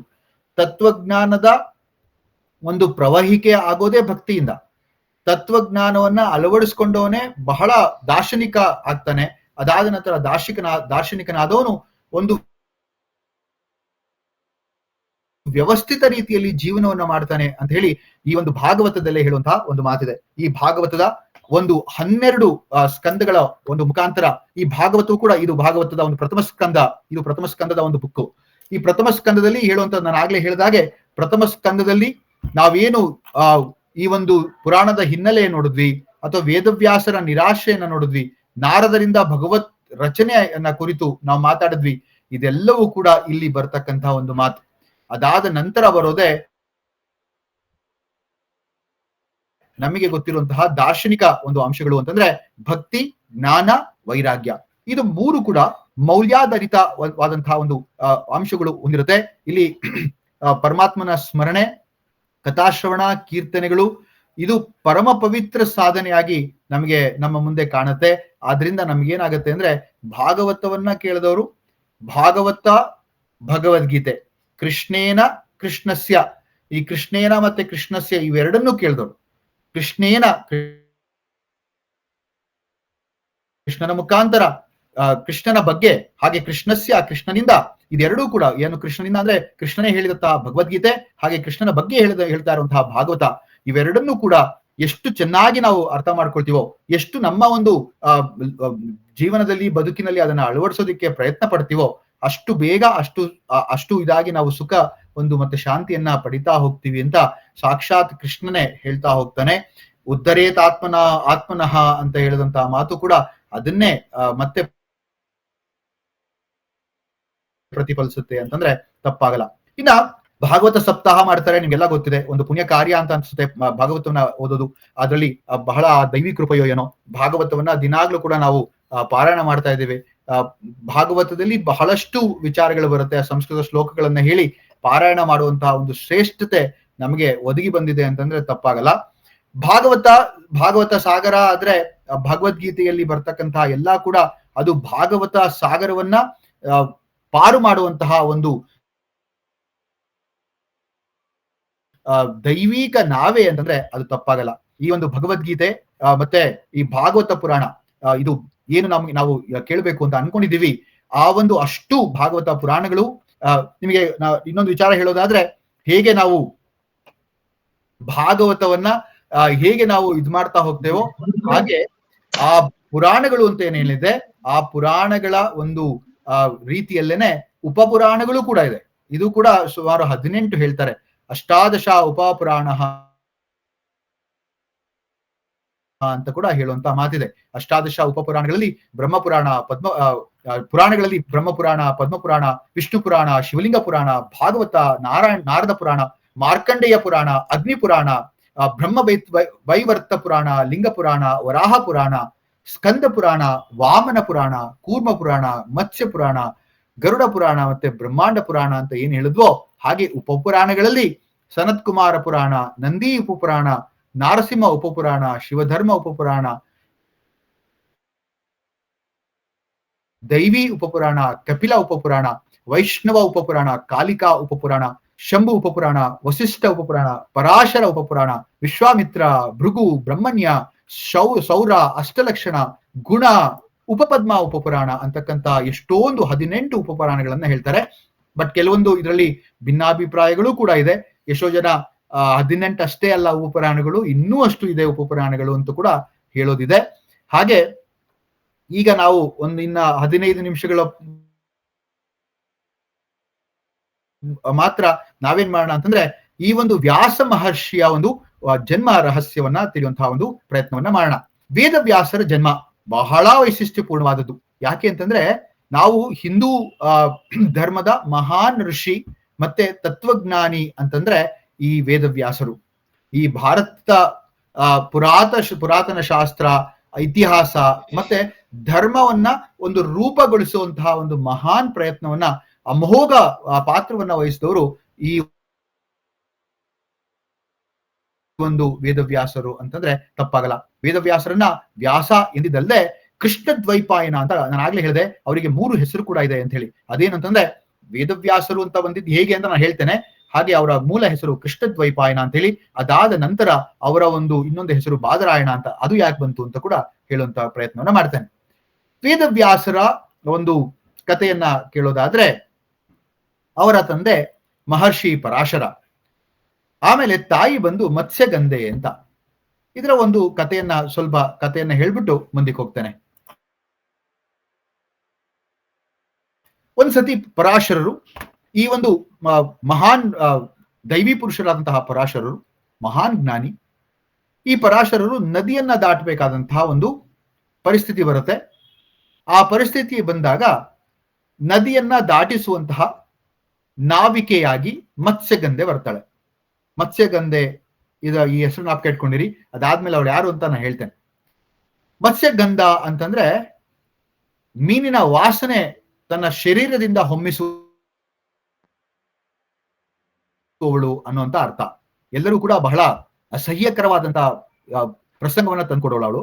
ಮತ್ಸ್ಯಗಂಧೆ ತನ್ನ ತಂದೆಯ ಅನತಿಯ ಮೇಲೆಗೆ ಏನ್ ಮಾಡ್ತಾಳೆ, ಯಾರಾದ್ರೂ ಪ್ರಯಾಣಿಕರು ಒಂದು ಕಡೆಯಿಂದ ಇನ್ನೊಂದು ಕಡೆಗೆ ಹೋಗ್ಬೇಕಾದಂತಹ ಬಂದಾಗ, ನದಿಯನ್ನ ದಾಟುವಂತಹ ಪರಿಸ್ಥಿತಿ ಬಂದಾಗ ಅದನ್ನ ದಾಟಿಸುವಂತಹ ನಾವಿಕೆಯ ಕೆಲಸವನ್ನ ಮಾಡ್ತಾ ಇರ್ತಾರೆ. ಹೀಗೆ ಪರಾಶರರು ನಾವೇನ ದಾಟಬೇಕು ಅಂತಂದಾಗ ಅವಳ ಒಂದು ಬಹಳ ಒಂದು ರೂಪವತಿ ಹಾಗೆ ಬಹಳ ಗುಣಶೀಲೆ ಆದಂತಹ ಈ ಮತ್ಸ್ಯಗಂಧೆ ಅವರಿಂದ ಆಕರ್ಷಿತರಾಗಿ ಆ ಪರಾಶರರು ಏನ್ ಮಾಡ್ತಾರೆ, ಅವಳನ್ನ ಒಂದು ಮಾತನ್ನ ಕೇಳ್ತಾರೆ. ನೋಡಮ್ಮ, ನಾನು ನಿನ್ನಲ್ಲಿ ಒಂದು ಮಗುವನ್ನ ಪಡಿಬೇಕು ಅಂತ ಇದ್ದೇನೆ ಅಂತ ಕೇಳಿದಾಗ ಅವಳಿಗೆ ಲೋಕನಿಂದನೆಯ ಭಯ ಹುಟ್ಟುಬಿಡುತ್ತೆ. ಅವಳು ಹೇಳ್ತಾಳೆ, ಸ್ವಾಮಿ ಅದೆಲ್ಲ ಆಗಲ್ಲ. ಯಾಕೆ ಅಂತಂದ್ರೆ ನಮ್ ತಂದೆ ಅಲ್ಲಿ ನೋಡ್ತಾ ಇದ್ದಾನೆ, ಆ ಕಡೆ ನಿಂತ್ಯಾನ, ಆ ದಡದಲ್ಲಿ ನಮ್ ತಂದೆ ಇದ್ದಾನೆ. ಅದಾದ ನಂತರ ಇನ್ನೊಂದೇನು ಅಂತಂದ್ರೆ, ನಾನು ಪತಿವ್ರತೆ, ನಾನು ಕನ್ಯೆ, ನನ್ನ ಒಂದು ಶೀಲವನ್ನ ನಾನು ಕಳ್ಕೊಳ್ಳೋದಕ್ಕೆ ರೆಡಿ ಇಲ್ಲ, ನಾನು ತಯಾರಾಗಿಲ್ಲ ಅಂತ ಹೇಳ್ತಾಳೆ. ಆಗ ಮಹಾನ್ ಜ್ಞಾನಿಯಾದಂತಹ ಇವರು ಹೇಳ್ತಾರೆ, ನೀನು ಯೋಚನೆ ಮಾಡಬೇಕಾದಂತ ಅವಶ್ಯಕತೆ ಇಲ್ಲಮ್ಮ.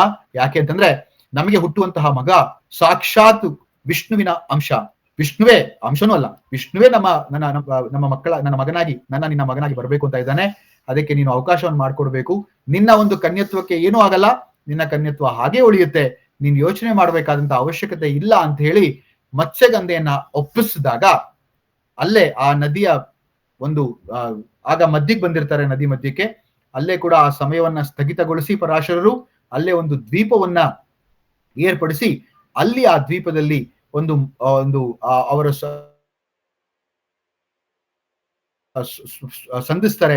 ಆಗ ಅಲ್ಲಿ ಹುಟ್ಟುವಂತಹ ಒಂದು ಮಗು, ಆ ಮಗುವಿನ ತ್ವಚೆಯ ಬಣ್ಣ ಕಪ್ಪಾಗಿರುತ್ತೆ, ಕೃಷ್ಣೆ ಆಗಿರುತ್ತೆ. ಆದ್ರಿಂದ ಆತನಿಗೆ ಕೃಷ್ಣ. ದ್ವೀಪಿಯಲ್ಲಿ ಹುಟ್ಟಿದ್ರಿಂದ ಅವನು ದ್ವೈಪಾಯನ, ಕೃಷ್ಣ ದ್ವೈಪಾಯನ ಅಂತ ಆಗ ಹೆಸರಿಡ್ತಾರೆ. ಹುಟ್ಟಿದ ಕೆಲವೇ ಕ್ಷಣಕ್ಕೆ ತರುಣನಾಗಿ ಅವನು ಎದ್ದು ಬರ್ತಾನೆ. ಆಗ ತರುಣನಾಗಿ ಎದ್ದು ಬಂದು ತಾಯಿಯನ್ನ ಕೇಳಿ, ನಾನು ಹಿಮಾಲಯಕ್ಕೆ ಹೋಗ್ಬೇಕು, ನಾನು ಜ್ಞಾನಾರ್ಜನೆಗೆ ಹೋಗ್ಬೇಕು ಅಂತೇಳಿ, ನಾನು ತಂದೆ ಜೊತೆ ಹೋಗ್ಬೇಕು ಅಂದಾಗ ತುಂಬಾ ದುಃಖ ಪಡ್ತಾಳೆ. ಆಗ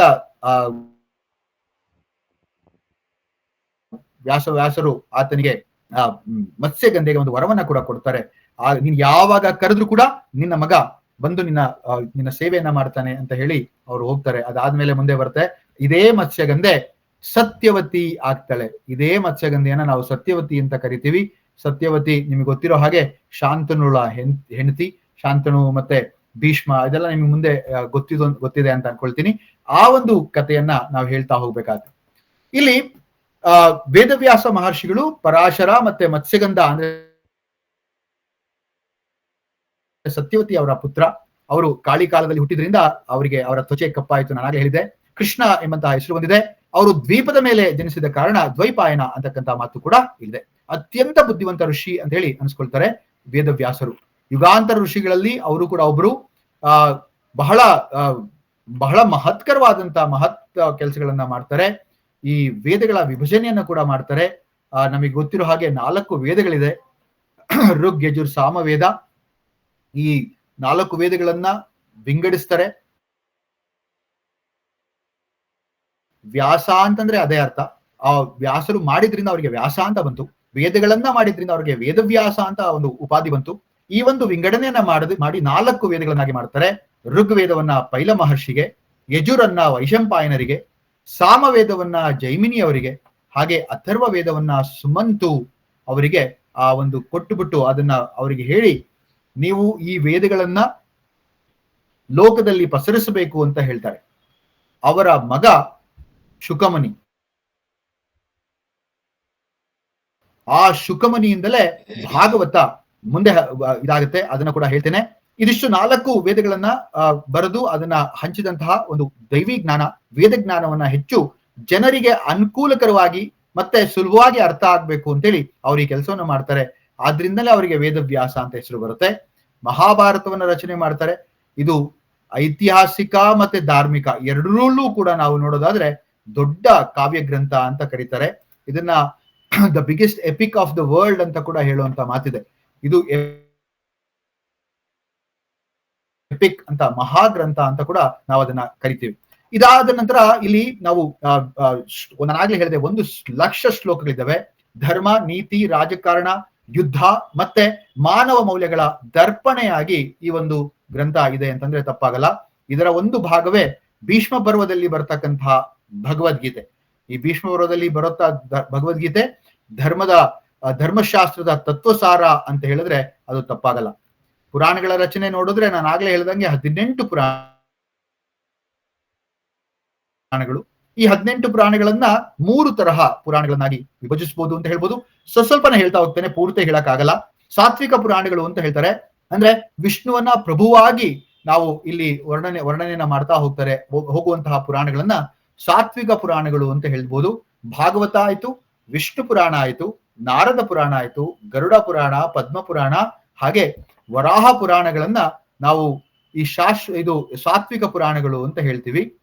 ಹಾಗೆ ನೋಡಿದ್ರೆ ರಾಜಸ ಪುರಾಣಗಳು ಕೂಡ ಇದೆ. ಅದು ಬ್ರಹ್ಮಾಂಡ ಮತ್ತೆ ಬ್ರಹ್ಮ ವೈವರ್ತ, ಮಾರ್ಕಂಡೇಯ, ಭವಿಷ್ಯ. ನನ್ನ ವಾಯ್ಸ್ ಕೇಳಿಸ್ತಾ ಇದೆಯಾ? ಯಾರಾದ್ರೂ ಹೇಳ್ಬೋದಾ? ಸುನೀತಾ ಮ್ಯಾಮ್ ಕೇಳಿಸ್ತಾ ಇದೆಯಾ ನನ್ನ ವಾಯ್ಸು? ಸರ್ ಕೇಳಿಸ್ತಿದೆ, ಮಧ್ಯ ಒಂಚೂರು ಕಟ್ ಆಗ್ತಾ ಇದೆ ಸರ್. ಕಟ್ ಆಗ್ತಾ ಇದೆಯಾ? ಇಲ್ಲಿ ಮಳೆ ಜೋರಾಗಿ ಬರ್ತಾ ಇರೋದ್ರಿಂದ ಪ್ರಾಬ್ಲಮ್ ಆಗ್ತಾ ಇದೆ ಅನ್ಸುತ್ತೆ. ಬಟ್ ಕೇಳಿಸ್ತಾ ಇದೆ ಅನ್ಕೊಳ್ತೀನಲ್ವಾ? ಕೇಳಿಸ್ತಾ ಇದೆ. ರೈಟ್. ಓಕೆ, ಸರಿ. ಸೊ ಸಾತ್ವಿಕ ಪುರಾಣಗಳನ್ನ ಹೇಳಿದೆ. ರಾಜಸ ಪುರಾಣಗಳು ಅಂತಂದ್ರೆ ಈ ಬ್ರಹ್ಮನ ಪ್ರಭಾವ ಇರತಕ್ಕಂತಹ ಪುರಾಣಗಳು. ಬ್ರಹ್ಮ, ಬ್ರಹ್ಮಾಂಡ, ಬ್ರಹ್ಮವಿವರ್ತ, ಮಾರ್ಕಂಡೇಯ, ಭವಿಷ್ಯ, ವಾಮನ ಇವೆಷ್ಟು ಕೂಡ ರಾಜಸ ಪುರಾಣಗಳಲ್ಲಿ ಬರುತ್ತೆ. ತಾಮಸ ಪುರಾಣಗಳನ್ನ ನೋಡೋದಾದ್ರೆ ಶಿವಪುರಾಣ, ಲಿಂಗ ಪುರಾಣ, ಸ್ಕಾಂದ ಪುರಾಣ, ಕೂರ್ಮ ಪುರಾಣ, ಅಗ್ನಿ ಪುರಾಣ ಮತ್ತೆ ಮತ್ಸ್ಯ ಪುರಾಣ ಅಂತಕ್ಕಂಥದ್ದೆಲ್ಲ ಇಲ್ಲಿ ಬರುತ್ತೆ. ಇದೆಲ್ಲ ಕೂಡ ಧಾರ್ಮಿಕ ತತ್ವದ ದೇವತಾ ಕಥೆಗಳು ಅಂತ ಹೇಳಿದ್ರೆ ತಪ್ಪಾಗಲ್ಲ. ಮಾನವನ ನೈತಿಕತೆ ಎಷ್ಟು ಇರಬೇಕು ಅಂತ ಹೇಳುವಂತಹ ಒಂದು ಸುಲಭ ಮಾರ್ಗ ಈ ಪುಸ್ತಕಗಳನ್ನ ಅಥವಾ ಈ ಒಂದು ತತ್ವಜ್ಞಾನವನ್ನ ಓದಿದ್ರೆ ಸಾಕಾಗತ್ತೆ ಅಂತ ಹೇಳ್ಬೋದು. ಸಂಕ್ಷಿಪ್ತವಾಗಿ ಭಾಗವತವನ್ನ ಹೇಳೋದಾದ್ರೆ, ಇಲ್ಲಿ ಭಾಗವತ ಅಂತಕ್ಕಂಥದ್ದು ಏನು ನಾನು ಆಗ್ಲೇ ಭಗವಂತನ ಬಗ್ಗೆ ಅಂತ ಹೇಳಿದ್ನಲ್ಲ, ಆ ಭಗವಂತನ ಬಗ್ಗೆ ಇರತಕ್ಕಂತಹ ಮಹಾನ್ ಒಂದು ಹೊತ್ತಿಗೆ ಅಂತಂದ್ರೆ ಇದು ಭಾಗವತ ಪುರಾಣ ಅಂತಂದ್ರೆ ತಪ್ಪಾಗಲ್ಲ. ಇಲ್ಲಿ ವೇದವ್ಯಾಸರ ಒಂದು ಬರೀ ವ್ಯಕ್ತಿಯಷ್ಟೇ ಅಲ್ಲ ನಾವು ಅರ್ಥ ಮಾಡ್ಕೋಬೇಕಾದ್ದು ಇಲ್ಲಿ ಭಕ್ತಿ. ಈ ಒಂದು ವೇದವ್ಯಾಸರ ಬಗ್ಗೆ ಅವರೊಂದು ಸಂಸ್ಕೃತಿ ಅಂತ ಹೇಳಿದ್ರೆ ತಪ್ಪಾಗಲ್ಲ, ಅವರೇ ಒಂದು ಪರಂಪರೆ ಅಂತ ಹೇಳಿದ್ರೆ ತಪ್ಪಾಗಲ್ಲ. ಅವರೇ ನಮ್ಮ ಭಾರತೀಯ ಪರಂಪರೆಯನ್ನ ಅಥವಾ ಶ್ರೇಷ್ಠತೆಯನ್ನ ಎತ್ತಿ ಹಿಡಿದಂತಹ ಮಹಾನ್ ತತ್ವಜ್ಞಾನಿ ಅಂತಂದ್ರೆ ತಪ್ಪಾಗಲ್ಲ. ಅವರನ್ನೇ ಒಂದು ಗ್ರಂಥ ಸಂಪತ್ತು ಅಂದ್ರೂ ಕೂಡ ತಪ್ಪಾಗಲ್ಲ. ಅವರ ಒಂದು ಬಗ್ಗೆ ನನಗೆ ಗೊತ್ತಿರೋಷ್ಟನ್ನ ನಾನು ನಿಮ್ಗೆ ಹೇಳಿದ್ದೇನೆ. ಅದಾದ ನಂತರ ಈ ಒಂದು ಭಾಗವತದಲ್ಲಿ ಅಥವಾ ಭಾಗವತ ಪುರಾಣದಲ್ಲಿ ಏನೆಲ್ಲ ಇದೆ, ಭಾಗವತದ ಬಗ್ಗೆ ಇರತಕ್ಕಂತ ಇನ್ನಷ್ಟು ವಿಚಾರಗಳನ್ನ ಹೇಳೋದಾದ್ರೆ, ಇಲ್ಲಿ ಪರಾಶರರ ಬಗ್ಗೆ ಹೇಳಿದೆ. ಪರಾಶರರ ಬಗ್ಗೆ ನಮಗೆ ಗೊತ್ತಿರುವಂತಹ ಮಾತು. ಅದಾದ ನಂತರ ಭಾಗವತದಲ್ಲಿ ಅದರಲ್ಲೂ ಪ್ರಥಮ ಸ್ಕಂದದಲ್ಲಿ ಬರುವಂತಹ ಈ ಏನು ಧರ್ಮರಾಯರ ಮತ್ತೆ ಕೃಷ್ಣ ಮತ್ತೆ ಧರ್ಮರಾಯ ಅಂದ್ರೆ ಪಾಂಡವರ ಮತ್ತೆ ಕೃಷ್ಣರ ಬಗ್ಗೆ ಅವರ ನಡುವೆ ಇದ್ದಂತಹ ಸಂಬಂಧ. ಅದಾದ್ಮೇಲೆ ಹೇಗೆ ಶ್ರೇಷ್ಠತೆಯನ್ನ ಮೆರೆಯುವಂತಹ ಬಹಳಷ್ಟು ಜನ ನಮ್ಮಲ್ಲಿ ಎಷ್ಟು ಜನ ಇದ್ದಾರೆ, ಅವರಷ್ಟರ ಬಗ್ಗೆ ನಾವು ಇಲ್ಲಿ ನೋಡ್ಕೊಳ್ತಾ ಹೋಗ್ಬೋದು. ಅದರಲ್ಲಿ ನಾನು ನಿಮ್ಗೆ ಕೆಲವು ಋಷಿಗಳ ಮತ್ತೆ ಕೆಲವು ಇತಿಹಾಸ ಪುರಾಣ ಪ್ರಸಿದ್ಧ ಮಹರ್ಷಿಗಳು ಮತ್ತೆ ರಾಜರ ಬಗ್ಗೆ ಹೇಳೋದಾದ್ರೆ, ಭಾಗವತದಲ್ಲಿ ನಾವು ನೋಡುವಂತಹ ಎಲ್ಲಾ ರಾಜರು, ಯಾರಿಂದ ನಾವು ಪರೀಕ್ಷಿತ ಮಹಾರಾಜರಿಂದ ಹಿಡಿದು ವಿದುರ ಮೈತ್ರಿಯ ಸಂಭಾಷಣೆ, ಮತ್ತೆ ಕಪಿಲ ಮುನಿಯ ಬಗ್ಗೆ, ಮತ್ತೆ ದತ್ತಾತ್ರೇಯ ಅವತಾರದ ಬಗ್ಗೆ, ದಕ್ಷ ಪ್ರಜಾಪತಿಯ ಯಾಗದ ಬಗ್ಗೆ, ಮಹಾಭಕ್ತ ಧ್ರುವಕುಮಾರನ ಬಗ್ಗೆ, ಅದಾದ ನಂತರ ಪಾಪಿಗಳಲ್ಲಿ ಪಾಪ ವೇನನ ಬಗ್ಗೆ, ಹಾಗೆ ನೋಡಿದ್ರೆ ಪೃಥು ಚಕ್ರವರ್ತಿ, ಪ್ರಚೇತಸರು, ಪುರಂಜನ ರಾಜರು, ಮತ್ತೆ ಪ್ರಿಯವ್ರತ ರಾಜ, ಅಗ್ನಿದ್ರ, ನಾಭಿರಾಜ, ಋಷಭರಾಜ, ಅಂಬರೀಷ, ಆಮೇಲೆ ಜಡಭರತ ಋಷಿ, ಅಜಾಮಿಳ, ಆಮೇಲೆ ವೈತ್ರಾಸುರ, ಚಿತ್ರಗೆ ಎಷ್ಟೋ ಜನರ ಬಗ್ಗೆ ಇಲ್ಲಿ ಹೇಳ್ಕೊಳ್ತಾ ಹೋಗೋದು. ಪ್ರಮುಖರು ಅಂತಂದಾಗ ಇಲ್ಲಿ ನಮಗೆ ಗೊತ್ತಾಗೋದೇನಪ್ಪಾ ಅಂತಂದ್ರೆ, ಪ್ರಮುಖರಾದಂತಹ ಯಾರು ಈ ಧ್ರುವಕುಮಾರ ಆಗಬಹುದು, ಅಥವಾ ಇನ್ನೂ ಪ್ರಮುಖರಾದಂತಹ ಬಲಿ ಚಕ್ರವರ್ತಿ ಆಗಬಹುದು. ಹಾಗೆ ಗಜೇಂದ್ರ ಮೋಕ್ಷ, ನಾವ್ ಹೇಳಿದ್ವಲ್ಲ ಗಜೇಂದ್ರ ಮೋಕ್ಷದ ಬಗ್ಗೆ, ಒಂದೇ ಒಂದು ಕಮಲ ಪುಷ್ಪವನ್ನ ಅರ್ಪಿಸಿದಂತಹ ಗಜೇಂದ್ರನಿಗೆ ಗರುಡ ವಾಹನಧಾರಿಯಾದಂತಹ ವಿಷ್ಣು, ಸಾಕ್ಷಾತ್ ವಿಷ್ಣುವೇ ಬಂದು ಆ ಒಂದು ಗಜೇಂದ್ರನಿಗೆ ಮೋಕ್ಷವನ್ನ ಕರುಣಿಸುವಂತಹ ಒಂದು ಸುಂದರವಾದಂತಹ ಕಥೆ ಆಗಬಹುದು. ಪ್ರಹ್ಲಾದ ಕುಮಾರನ ಬಗ್ಗೆ ಇರುವಂತಹ ಮಾತುಗಳಾಗ್ಬಹುದು. ಅದಾದ್ಮೇಲೆ ಈ ವೈವಸ್ವತ ಮನು ಏನು, ಆ ಮನುವಿನ ಪೀಳಿಗೆ ಏನಿದೆ ಅದಷ್ಟು ಕೂಡ ಬಹಳಷ್ಟು ವಿಚಾರವನ್ನ ಭಾಗವತದಲ್ಲಿ ನಾವು ನೋಡ್ಬೋದು. ಅದರಲ್ಲಿ ಸುಧಮ್ಯ, ಅದಾದ್ಮೇಲೆ ಅಂಬರೀಷ ಕೂಡ ಅಲ್ಲೇ ಬರ್ತಾನೆ, ಸತಿ ಸುಕನ್ಯಾ ಬರ್ತಾಳೆ, ನಾಭಾಗ ಬರ್ತಾನೆ, ಅದಾದ ನಂತರ ಅಂಬರೀಷನ ಆಗ್ಬಹುದು, ವಿಯುಕ್ಷಿಯ ಮಗ ಪುರಂಜಯ ಆಗ್ಬಹುದು, ಆಮೇಲೆ ಭಗೀರಥ ಆಗ್ಬಹುದು, ಸಗರ ಆಗ್ಬಹುದು. ಇಷ್ಟು ಬಹಳಷ್ಟು ಜನರ ಬಗ್ಗೆ ನಾವು ಹೇಳ್ತಾ ಹೋಗ್ಬೋದು. ಅದಾದ ನಂತರ ಕೃಷ್ಣನ ಒಂದು ವ್ಯಾಖ್ಯಾನ ಬಂದಾಗ ನಾವು ಬಹಳ ಖುಷಿ ಪಟ್ಟು ಕೇಳುವಂತಹ ಒಂದು ನೀತಿ ಇರುತ್ತೆ, ಅಲ್ಲಿ ಕಥೆ ಇರುತ್ತೆ. ಅದು ಕೃಷ್ಣ ಲೀಲೆ, ಕೃಷ್ಣನ ಜನ್ಮ, ಕೃಷ್ಣ ಲೀಲೆಗಳು. ಅದಾದ ನಂತರ ಕೃಷ್ಣನ ಬಗ್ಗೆ ಇರತಕ್ಕಂತ ಈಗ ಪ್ರಚಲಿತವಾಗಿರುವಂತಹ ಎಲ್ಲಾ ಕಥೆಗಳು ಎಲ್ಲಿಂದ ತಗೊಂಡಿದ್ದಾರಪ್ಪ ಅಂತಂದ್ರೆ ಅದು ಭಾಗವತ ಪುರಾಣದಿಂದ ತಗೊಂಡಿದ್ದಾರೆ. ನಂದ ಗೋಕುಲದಲ್ಲಿ ಕೃಷ್ಣನ ಒಂದು ಏನು ಬಾಲ ಲೀಲೆಗಳು ಅಥವಾ ಲೀಲೆಗಳು ಅಂತ ಏನ್ ಕರಿತೀವಿ ಅದು. ಅದಾದ್ಮೇಲೆ ರುಕ್ಮಿಣಿಗೆ ಅನುಗ್ರಹ ಕೊಡುವಂಥದ್ದು, ಅದಾದ್ಮೇಲೆ ಭಾಮಾಮಣಿಗೆ ಸುಂದರವಾದಂತಹ ಒಂದು ಕಥಾ ಕಲಾಪಗಳನ್ನ ಹೇಳೋದು. ಅದಾದ ನಂತರ 16,108 ಜನ ಹೆಂಡತಿಯರ ಒಂದು ಬಗ್ಗೆ ಪ್ರಸ್ತಾಪ, ಅವರಿಗಾಗಿ ಒಂದೊಂದು ಅರಮನೆಯನ್ನ ದ್ವಾರಕೆಯಲ್ಲಿ ಕಟ್ಟಿಸಿದಂತಹ ಪ್ರಸ್ತಾಪ. ಆ ಅರಮನೆಗಳ ಒಂದು ವೈಚಿತ್ರ ಮತ್ತೆ ಆ ಒಂದು ವಿಶೇಷತೆಯನ್ನ ಹೇಳುವಂತಹ ರೀತಿ, ಅರಮನೆಗಳು ಆಕಾರ ವಿಕಾರ ಮತ್ತೆ ಅದರ ಒಂದು ಆ ಶ್ರೇಷ್ಠತೆ ಮತ್ತೆ ಸುಂದರತೆಯನ್ನ ಹೇಳುವಂತಹ ಮಾತು, ನಂದಗೋಕುಲದಲ್ಲಿ ಬಲರಾಮ ಮತ್ತೆ ಕೃಷ್ಣರ ನಡುವಿನ ಒಂದು ಮೈತ್ರಿ ಭಾವ, ಹಾಗೆ ಒಂದು ಭ್ರಾತೃಭಾವ, ಶಿಶುಪಾಲ ಗೆಳೆಯನಾದಂತಹ ಸಾಲ್ವನ ಬಗ್ಗೆ ಒಂದಷ್ಟು ಮಾತು, ಎಷ್ಟೊಂದು ವಿಚಾರಗಳನ್ನ ಇಲ್ಲಿ ಹೇಳ್ತಾ ಹೋಗ್ಬೋದು. ಹೇಳಿದ್ರೆ ಅದು ತುಂಬಾ ಅದರ ಒಂದು ಲಿಸ್ಟ್ ತುಂಬಾ ದೊಡ್ಡದಾಗಿದೆ ಅಂತ ಹೇಳ್ಬೋದು. ಈಗ ಭಾಗವತ ಅಂತಂದಾಗ ಸುಮಾರಷ್ಟು ಜನ ಭಾಗವತವನ್ನ ಹೇಳಿದ್ದಾರೆ. ಅದರಲ್ಲಿ ನಮಗೆ ಗೊತ್ತಿರೋ ಹಾಗೆ ತುಸು ಶಾಮರಾಯರು ಅವರ ಒಂದು ವಚನ ಭಾಗವತ ಏನಿದೆ ಬಹಳ ಚೆನ್ನಾಗಿದೆ. ಅವರ ಒಂದು ವಚನ ಭಾಗವತ, ಈ ವಚನ ಭಾಗವತದಲ್ಲಿ ನಾವು ಅರ್ಥ ಮಾಡ್ಕೋಬೇಕಾದದ್ದು ಬಹಳ ಇದೆ. ಬಹಳ ಸುಲಭವಾಗಿ ತುಸು ಶಾಮರಾಯರು ಹೇಳ್ತಾ ಹೋಗ್ತಾರೆ ಆ ಭಾಗವತವನ್ನ. ಅದಾದ ನಂತರ ಭಾಗವತ ಒಂದು ಏನು ಮಹಾನ್ ಪುಣ್ಯ ಕಥೆ ಇದೆ, ಆ ಕಥೆಯನ್ನ ಕೇಳಬೇಕಾದ್ರೆ ಒಂದಷ್ಟು ಪುಣ್ಯವನ್ನ ಮಾಡಿರ್ಬೇಕು ಅಂತ ಕೂಡ ಹೇಳ್ತಾರೆ. ಕಥೆಯನ್ನ ಹೇಳುವಂತವರು ವ್ಯಾಸಾಸನದಲ್ಲಿ ಕುಳಿತು ಹೇಳಬೇಕು ಅಂತ ಕೂಡ ಹೇಳ್ತಾರೆ. ಅದೆಷ್ಟರ ಮಟ್ಟಿಗೆ ನಾವೆಲ್ಲ ಅದನ್ನ ಅರ್ಥ ಮಾಡ್ಕೊಂಡಿದೀವೋ ಅಥವಾ ಆ ಒಂದು ಕಾರ್ಯದಲ್ಲಿ ನಾವು ನಿರತರಾಗಿದ್ದೀವೋ ಗೊತ್ತಿಲ್ಲ. ಆದ್ರೆ ಹೇಳುವಂತಹ ಕೆಲಸವನ್ನ ನಾನು ಮಾಡ್ತಾ ಇದ್ದೇನೆ, ನನ್ನ ಅಲ್ಪ ಬುದ್ಧಿಗೆ ಗೊತ್ತಿರೋಷ್ಟು. ಹಾಗೆ ಕೂಡ ಬಹಳಷ್ಟು ಜನ ಭಾಗವತದ ಬಗ್ಗೆ ಎಷ್ಟೊಂದು ವಿಚಾರಗಳು, ಎಷ್ಟೊಂದು ಕಥೆಗಳು ಮತ್ತೆ ಎಷ್ಟೊಂದು ಪ್ರಶ್ನೆಗಳನ್ನ ಕೂಡ ಕೇಳಿದ್ದಾರೆ. ಆ ಪ್ರಶ್ನೆಗಳಿಗೆಲ್ಲ ಉತ್ತರ ಒಂದಷ್ಟು ಭಾಗವತ ಪುರಾಣದ ಈ ವಚನ ಭಾಗವತದಲ್ಲಿ ತುಸು ಶಾಮರಾಯರು ಬರಿತಾ ಹೋಗ್ತಾರೆ. ಬಹಳ ಸುಂದರವಾಗಿದೆ. ಭಾಗವತ ಶುರುವಾಗಿದ್ದು ಹೇಗೆ, ಭಾಗವತವನ್ನ ಮೊದಲು ಹೇಳಿದವರು ಯಾರು, ಭಾಗವತವನ್ನ ಹೇಳಿದಂತಹ ಋಷಿಯ ಹೆಸರೇನು, ಆ ಮುನಿಯ ಹೆಸರೇನು, ಅದು ಯಾರಿಗೆ ಹೇಳಿದ್ರು, ಯಾರು ಆ ಭಾಗವತವನ್ನ ಕೇಳೋದಕ್ಕೆ ಇಷ್ಟಪಟ್ರು, ಯಾರ್ಯಾರು ಕೂಡ ಭಾಗವತದ ಕೇಳುವಿಕೆಯಲ್ಲಿ ಸಹಭಾಗಿಗಳಾಗಿದ್ರು. ಸೂತರು, ಶೌನಿಕರು, ಶುಕ ಮಹರ್ಷಿಗಳು, ಅಲ್ಲಿಂದ ಹಿಡಿದು ಎಲ್ಲಾ ವಿಶ್ವಾಮಿತ್ರರಿಂದ ಹಿಡಿದು ಪರಶುರಾಮರ ತನಕ ಎಲ್ಲರೂ ಕೂಡ ಹೇಗೆ ಈ ಭಾಗವತದ ಒಂದು ಭಾಗದಲ್ಲಿ ಭಾಗವಾಗ್ತಾರೆ, ಪಾತ್ರವನ್ನು ವಹಿಸ್ತಾರೆ ಅಂತ ಹೇಳಿ ತುಂಬಾ ಸುಂದರವಾದಂತಹ ಒಂದು ವಿವರಣೆ ಭಾಗವತದಲ್ಲಿ ಇದೆ. ನಾವು ಅದನ್ನ ಕಲ್ತ್ಕೊಳ್ತಾ ಹೋದ್ರೆ ಆ ಭಾಗವತದ ಒಂದು ಶ್ರೇಷ್ಠತೆ ನಮ್ಗೆ ಅರ್ಥ ಆಗ್ತಾ ಹೋಗುತ್ತೆ. ಅದಕ್ಕೆ ಹೇಳ್ತಾರಲ್ವಾ, ಈ ಒಂದು ಏನು ನಮ್ಮ ಶರೀರ ಬಂದಿದೆ ಅಂದ್ರೆ ಈ ಒಂದು 84 ಲಕ್ಷ ಕೋಟಿ ಜೀವಿಗಳ 84 ಲಕ್ಷ ಜೀವಿಗಳ ಒಂದು ಸಂಕುಲಗಳ ನಂತರ ಈ ಮಾನವ ಶರೀರ ಏನ್ ಬಂದಿದೆ, ಈ ಶರೀರವನ್ನ ಧನ್ಯತಾಪೂರ್ವಕವಾಗಿ ಈ ಶರೀರದಲ್ಲಿ ನಾವು ಸಾಧಿಸಬೇಕಾದದನ್ನೆಲ್ಲ ಸಾಧಿಸಿ ಮೋಕ್ಷದ ಕಡೆಗೆ ಹೊರಡಬೇಕಾದ್ರೆ ಭಾಗವತ ಶ್ರವಣ, ಕೀರ್ತನ ಮತ್ತೆ ಪಠಣ ಏನಿದೆ ಅದು ಬಹಳ ಶ್ರೇಷ್ಠತೆಯನ್ನ ತಂದ್ಕೊಡುತ್ತೆ ಅಂತ ವ್ಯಾಸ ಮಹರ್ಷಿಗಳು ಹೇಳ್ತಾ ಹೋಗ್ತಾರೆ. ನಮಗೆ ಗೊತ್ತಿದೆ ಅಲ್ವಾ, ದಾಸರು ಹೇಳಿದ ರೀತಿಯಲ್ಲಿ 84 ಲಕ್ಷ ಜೀವ ದಾಟಿ ಬಂದ ಈ ಶರೀರ ಅಂತ ಹೇಳ್ತಾರೆ. ನಾನಲ್ಲ ನನ್ನದಲ್ಲ ಅಂತ ಹೇಳುವಂತಹ ಮಾತೇನಿದೆ ಅದರ ಎಲ್ಲಾ ಒಂದು ವೈಚಿತ್ರ್ಯಗಳು ನಮ್ಗೆ ಭಾಗವತದಲ್ಲಿ ಕಾಣ್ತಾ ಹೋಗುತ್ತೆ. ಭಾಗವತ ಅಂತ ಹೇಳುವಂತಹ ಮಾತೆ ಅಷ್ಟು ಸುಂದರವಾಗಿರುವಂಥದ್ದು. ಪುರಾಣಗಳಲ್ಲಿ ಅತಿ ಶ್ರೇಷ್ಠವಾದಂತಹ ಪುರಾಣ ಅಂತ ನಾನು ಆಗ್ಲೇ ಹೇಳಿದೆ. ನಾರದರ ಒಂದು ಅಣತಿಯ ಮೇರೆಗೆ ಭಾಗವತವನ್ನ ವ್ಯಾಸ ಮಹರ್ಷಿಗಳು ಬರೀತಾರೆ. ಅದು ಒಂದೇ ಪುಟ್ಟ ಕಥೆ ಇದೆ, ಅದು ಹೇಳ್ಬಿಟ್ಟು ಮುಂದಕ್ಕೆ ಹೋಗೋಣ.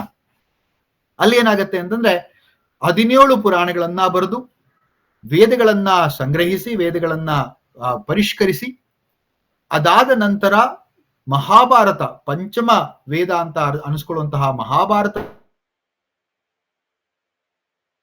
ಕೂಡ ಬರೆದು ಅಷ್ಟೆಲ್ಲಾ ಮಾಡಿದಂತಹ ವ್ಯಾಸ ಮಹರ್ಷಿಗಳು ಒಂದು ದಿನ ಸರಸ್ವತಿ ನದಿಯಲ್ಲಿ ಸ್ನಾನವನ್ನ ಮಾಡಿ ಸಂಧ್ಯಾವಂದನೆಯನ್ನು ಮಾಡಿ ಕೂತಿರ್ತಾರೆ. ಬಹಳ ನಿರಾಶಾಭಾವದಿಂದ ಕೂತಿರ್ತಾರೆ, ಬಹಳ ನಿರುತ್ಸಾಹಭರಿತರಾಗಿ ಕೂತಿರ್ತಾರೆ. ಆಗ ನಾರದರು ಅಲ್ಲಿಗೆ ಬರ್ತಾರೆ. ಈಗಲೂ ಕೂಡ ಬದ್ರಿಕಾಶ್ರಮದಿಂದ ಮಾನ ಅಂತಕ್ಕಂತ ಒಂದು ಏನೋ ಒಂದು ಹಳ್ಳಿ ಇದೆ, ಆ ಹಳ್ಳಿಗೆ ಹೋದ್ರೆ ಈಗಲೂ ಕೂಡ ವ್ಯಾಸ ಗುಫಾ ಮತ್ತೆ ಗಣೇಶ ಗುಫಾ ಅಂತ 2 ಗುಹೆಗಳನ್ನ ನೀವು ಈಗಲೂ ನೋಡ್ಬೋದು. ಆ ಗಣೇಶ ಗುಫಾ, ವ್ಯಾಸ ಗುಫದಲ್ಲಿ ಅಲ್ಲಿಂದಲೇ ವ್ಯಾಸ ಗುಫದಲ್ಲಿ ಕೂತು ವ್ಯಾಸರು ಮಹಾಭಾರತವನ್ನ ಹೇಳಿದ್ರಂತೆ, ಗಣೇಶ ಗುಫದಲ್ಲಿ ಗಣೇಶ ಕೂತು ಮಹಾಭಾರತವನ್ನ ರಚಿಸಿದ ಅಂತ ಹೇಳುವಂತಹ ಮಾತು ಕೂಡ ಇದೆ. ವ್ಯಾಸ ಗುಫಾ ಮತ್ತೆ ಗಣೇಶ ಗುಫಾ ಪಕ್ಕದಲ್ಲೇ ಸರಸ್ವತಿ ನದಿ, ಅಂತರ್ಗಾಮಿನಿ ಆದಂತಹ ಸರಸ್ವತಿ ನದಿ ಹರಿತಾಳೆ. ಆ ಸರಸ್ವತಿ ನದಿ ಹರಿಯುವಂಥದ್ದು ಬರೀ 200 ಮೀಟರ್ಗಳ ಮಾತ್ರ. ಅದಾದ ನಂತರ ಅವಳು ಗುಪ್ತಗಾಮಿನಿ ಆಗ್ಬಿಡ್ತಾಳೆ. ಆ ಗುಪ್ತಗಾಮಿನಿ ಅಂದ್ರೆ ಅಲಕ್ನಂದ ನದಿಯೊಳಗೆ ಅವಳು ಸೇರ್ ಹೊರಟೋಗ್ತಾಳೆ. ಆ ಗುಪ್ತಗಾಮಿನಿ ಆದಂತಹ ಸರಸ್ವತಿಗೆ ಶಾಪವನ್ನ ಕೊಟ್ಟವನು ಗಣೇಶ. ಅದೆಲ್ಲ ಕೂಡ ಒಂದು ಕತೆ, ತುಂಬಾ ಸುಂದರವಾದಂತಹ ಕತೆ. ಇಲ್ಲಿ ವ್ಯಾಸರು ಈ ಒಂದು 17 ಪುರಾಣಗಳನ್ನ ಮತ್ತೆ ಮಹತ್ ಕಾರ್ಯಗಳಾದಂತಹ ಈ ಮಹಾಭಾರತವನ್ನ ಮತ್ತೆ ವೇದಗಳನ್ನ ಪರಿಷ್ಕರಣೆ ಮಾಡಿ ಆದ ನಂತರ ನಿರಾಶಾಜನಿತರಾಗಿರ್ತಾರೆ. ಯಾಕೆ ಅಂತ ನಾರದರು ಕೇಳಿದಾಗ ಅವ್ರು ಹೇಳ್ತಾರೆ, ಯಾಕೋ ಗೊತ್ತಿಲ್ಲ ಗುರುಗಳೇ, ಯಾಕೆಂದ್ರೆ ನಾರದರು ಈ ಲೋಕಕ್ಕೆ ಪರಮಶ್ರೇಷ್ಠ ಗುರು. ಆ ನಾರದರನ್ನ ಅವ್ರು ಕೇಳಿದಾಗ ಗುರುಗಳು ಅಂತ ಸಂಬೋಧನೆ ಮಾಡ್ತಾರೆ. ಆಗ ಪರಮ ಗುರುಗಳು ಹೇಳ್ತಾರೆ, ನೀನು ಭಗವಂತನ ದಿವ್ಯ ಲೀಲೆಯನ್ನ ಬರ್ತಿಲ್ಲ. ಭಗವಂತನ ದಿವ್ಯ ಲೀಲೆ ಮಹಾಭಾರತದಲ್ಲಿ ನೋಡಿ ನಮಗೆ ಲೀಲೆಗಳು ಸಿಗಲ್ಲ. ಲೀಲೆ ನಮಗೆಲ್ಲ ಅರ್ಥ ಆಗಿದ್ ಎಲ್ಲಿಂದ ಅಂತಂದ್ರೆ ಭಾಗವತದಿಂದ. ಆದ್ರಿಂದ ಈಗ ಕೆಲವರು ಕೃತಿ ಒಂದು ಇದನ್ನ ಮಾಡ್ತಾ ಇದಾರೆ, ಅಲ್ಲೇ ಲೀಲೆಗಳನ್ನ ಹೇಳ್ಕೊಂಡು ಹೋಗ್ತಾರೆ. ಬಟ್ ಲೀಲೆಗಳು ಮಹಾಭಾರತದಲ್ಲಿ ಬರಲ್ಲ. ಆ ಮಹಾಭಾರತದಲ್ಲಿ, ವ್ಯಾಸರಚಿತ ಮಹಾಭಾರತದಲ್ಲಿ ಕೃಷ್ಣನ ಒಂದು ರಾಜನೀತಿ ಮತ್ತೆ ಪಾಂಡವರ ಒಂದು ಜಗತ್ಪಾಲನೆ ಏನಿದೆ ಅದನ್ನ ಜಾಸ್ತಿ ಅಲ್ಲಿ ಹೇಳಿರುವಂಥದ್ದು, ಧರ್ಮ ಸಾಧನೆಯನ್ನು ಹೇಳಿರುವಂಥದ್ದು. ಅದಕ್ಕೆ ಯದಾ ಯದಾ ಹಿ ಧರ್ಮಸ್ಯ ಗ್ಲಾನಿರ್ಭವತಿ ಭಾರತ ಅಭ್ಯುತ್ಥಾನಂ ಅಧರ್ಮಸ್ಯ ತದಾತ್ಮಾನಂ ಸೃಜಾಮ್ಯಹಂ ಪವಿತ್ರಾಣಾಯ ಸಾಧೂನಾ ವಿನಾಶಾಯ ಚತುಷ್ಕೃತಾಂ ಧರ್ಮ ಸಂಸ್ಥಾಪನಾರ್ಥಾಯ ಸಂಭವಾಮಿ ಯುಗೆ ಯುಗೆ ಅಂತ ಹೇಳಿ ಕೃಷ್ಣ ಏನ್ ಹೇಳ್ತಾನೆ ಸಾಂಖ್ಯಯುಗದಲ್ಲಿ, ಆ ಒಂದು ರೀತಿಯಾಗಿ ಅಲ್ಲಿ ಕೃಷ್ಣ ಅಲ್ಲಿದ್ದು ಅದಷ್ಟೇ ಅದರ ಮಾತ ಮಾಡಿದ್ದು. ಅದಾದ ನಂತರ ಭಾಗವತದಲ್ಲಿ ನಾವು ನೋಡುವಂತಹ ಕೃಷ್ಣ ಲೀಲೆಗಳು, ಕೃಷ್ಣನ ಇದೆಲ್ಲ ನೀನು ದೈವಿ ಧರ್ಮವನ್ನ ಸಾರುವಂತದ್ದನ್ನ ಹೇಳಿದ್ದೆ, ಆದ್ರೆ ದೈವ ಒಂದು ಅಂಶ ಅಥವಾ ದೈವನ ಲೀಲೆ ಅಥವಾ ದೇವರ ಒಂದು ಇದನ್ನ ನೀನು ಆ ಭಕ್ತಿಯನ್ನ ನೀನು ಹೇಳಿಲ್ಲ. ಆದ್ರಿಂದ ನಿನಗೆ ಈ ಮನಸ್ಸಲ್ಲಿ ತಳಮಳ ಉಂಟಾಗಿದೆ, ಮನಸ್ಸಲ್ಲಿ ಈ ಒಂದು ರೀತಿಯಾದಂತಹ ಒಂದು ನಿರಾಶೆ ಮತ್ತೆ ಹತಾಶೆಗೆ ನೀನು ಒಳಗಾಗಿದ್ದೀಯಾ ಅಂತ ಹೇಳಿದಾಗ, ಆಗ ಅವ್ರೇನ್ ಮಾಡ್ತಾರೆ, ವೇದವ್ಯಾಸರು ಕುಳಿತು 18ನೇ ಪುರಾಣವಾದಂತಹ ಭಾಗವತವನ್ನ ಬರೀತಾರೆ ಅಂತ ಹೇಳದಿದೆ. ಈ 18ನೇ ಪುರಾಣ ಭಾಗವತ ಬರೆದಾದ್ಮೇಲೆ ಅವರು ತಮ್ಮ ಮಗನಾದಂತಹ ಶುಕಮುನಿಯನ್ನ ಕರೆದು ಅವನಿಗೆ ಒಪ್ಪಿಸಿ ಹೇಳ್ತಾರೆ, ಇದನ್ನ ನೀನು ಲೋಕಾಭಿರಾಮವನ್ನಾಗಿ ಮಾಡಬೇಕು, ಲೋಕದ ಜನರ ಒಳಿತಿಗಾಗಿ ನೀವು ಹೇಳಬೇಕು, ಇದನ್ನ ತೋರಿಸ್ಬೇಕು, ಇದನ್ನ ನೀನು ಪ್ರಚಾರ ಪಡಿಸ್ಬೇಕು ಅಂತ ಹೇಳಿದಾಗ ಶುಕಮುನಿ ಅದನ್ನ ಮಾಡ್ತಾ ಹೋಗ್ತಾನೆ. ಅದನ್ನ ಶುಕಮುನಿ ಮೊದಲ ಬಾರಿಗೆ ಪರೀಕ್ಷಿತ ಮಹಾರಾಜನಿಗೆ ಹೇಳ್ತಾನೆ.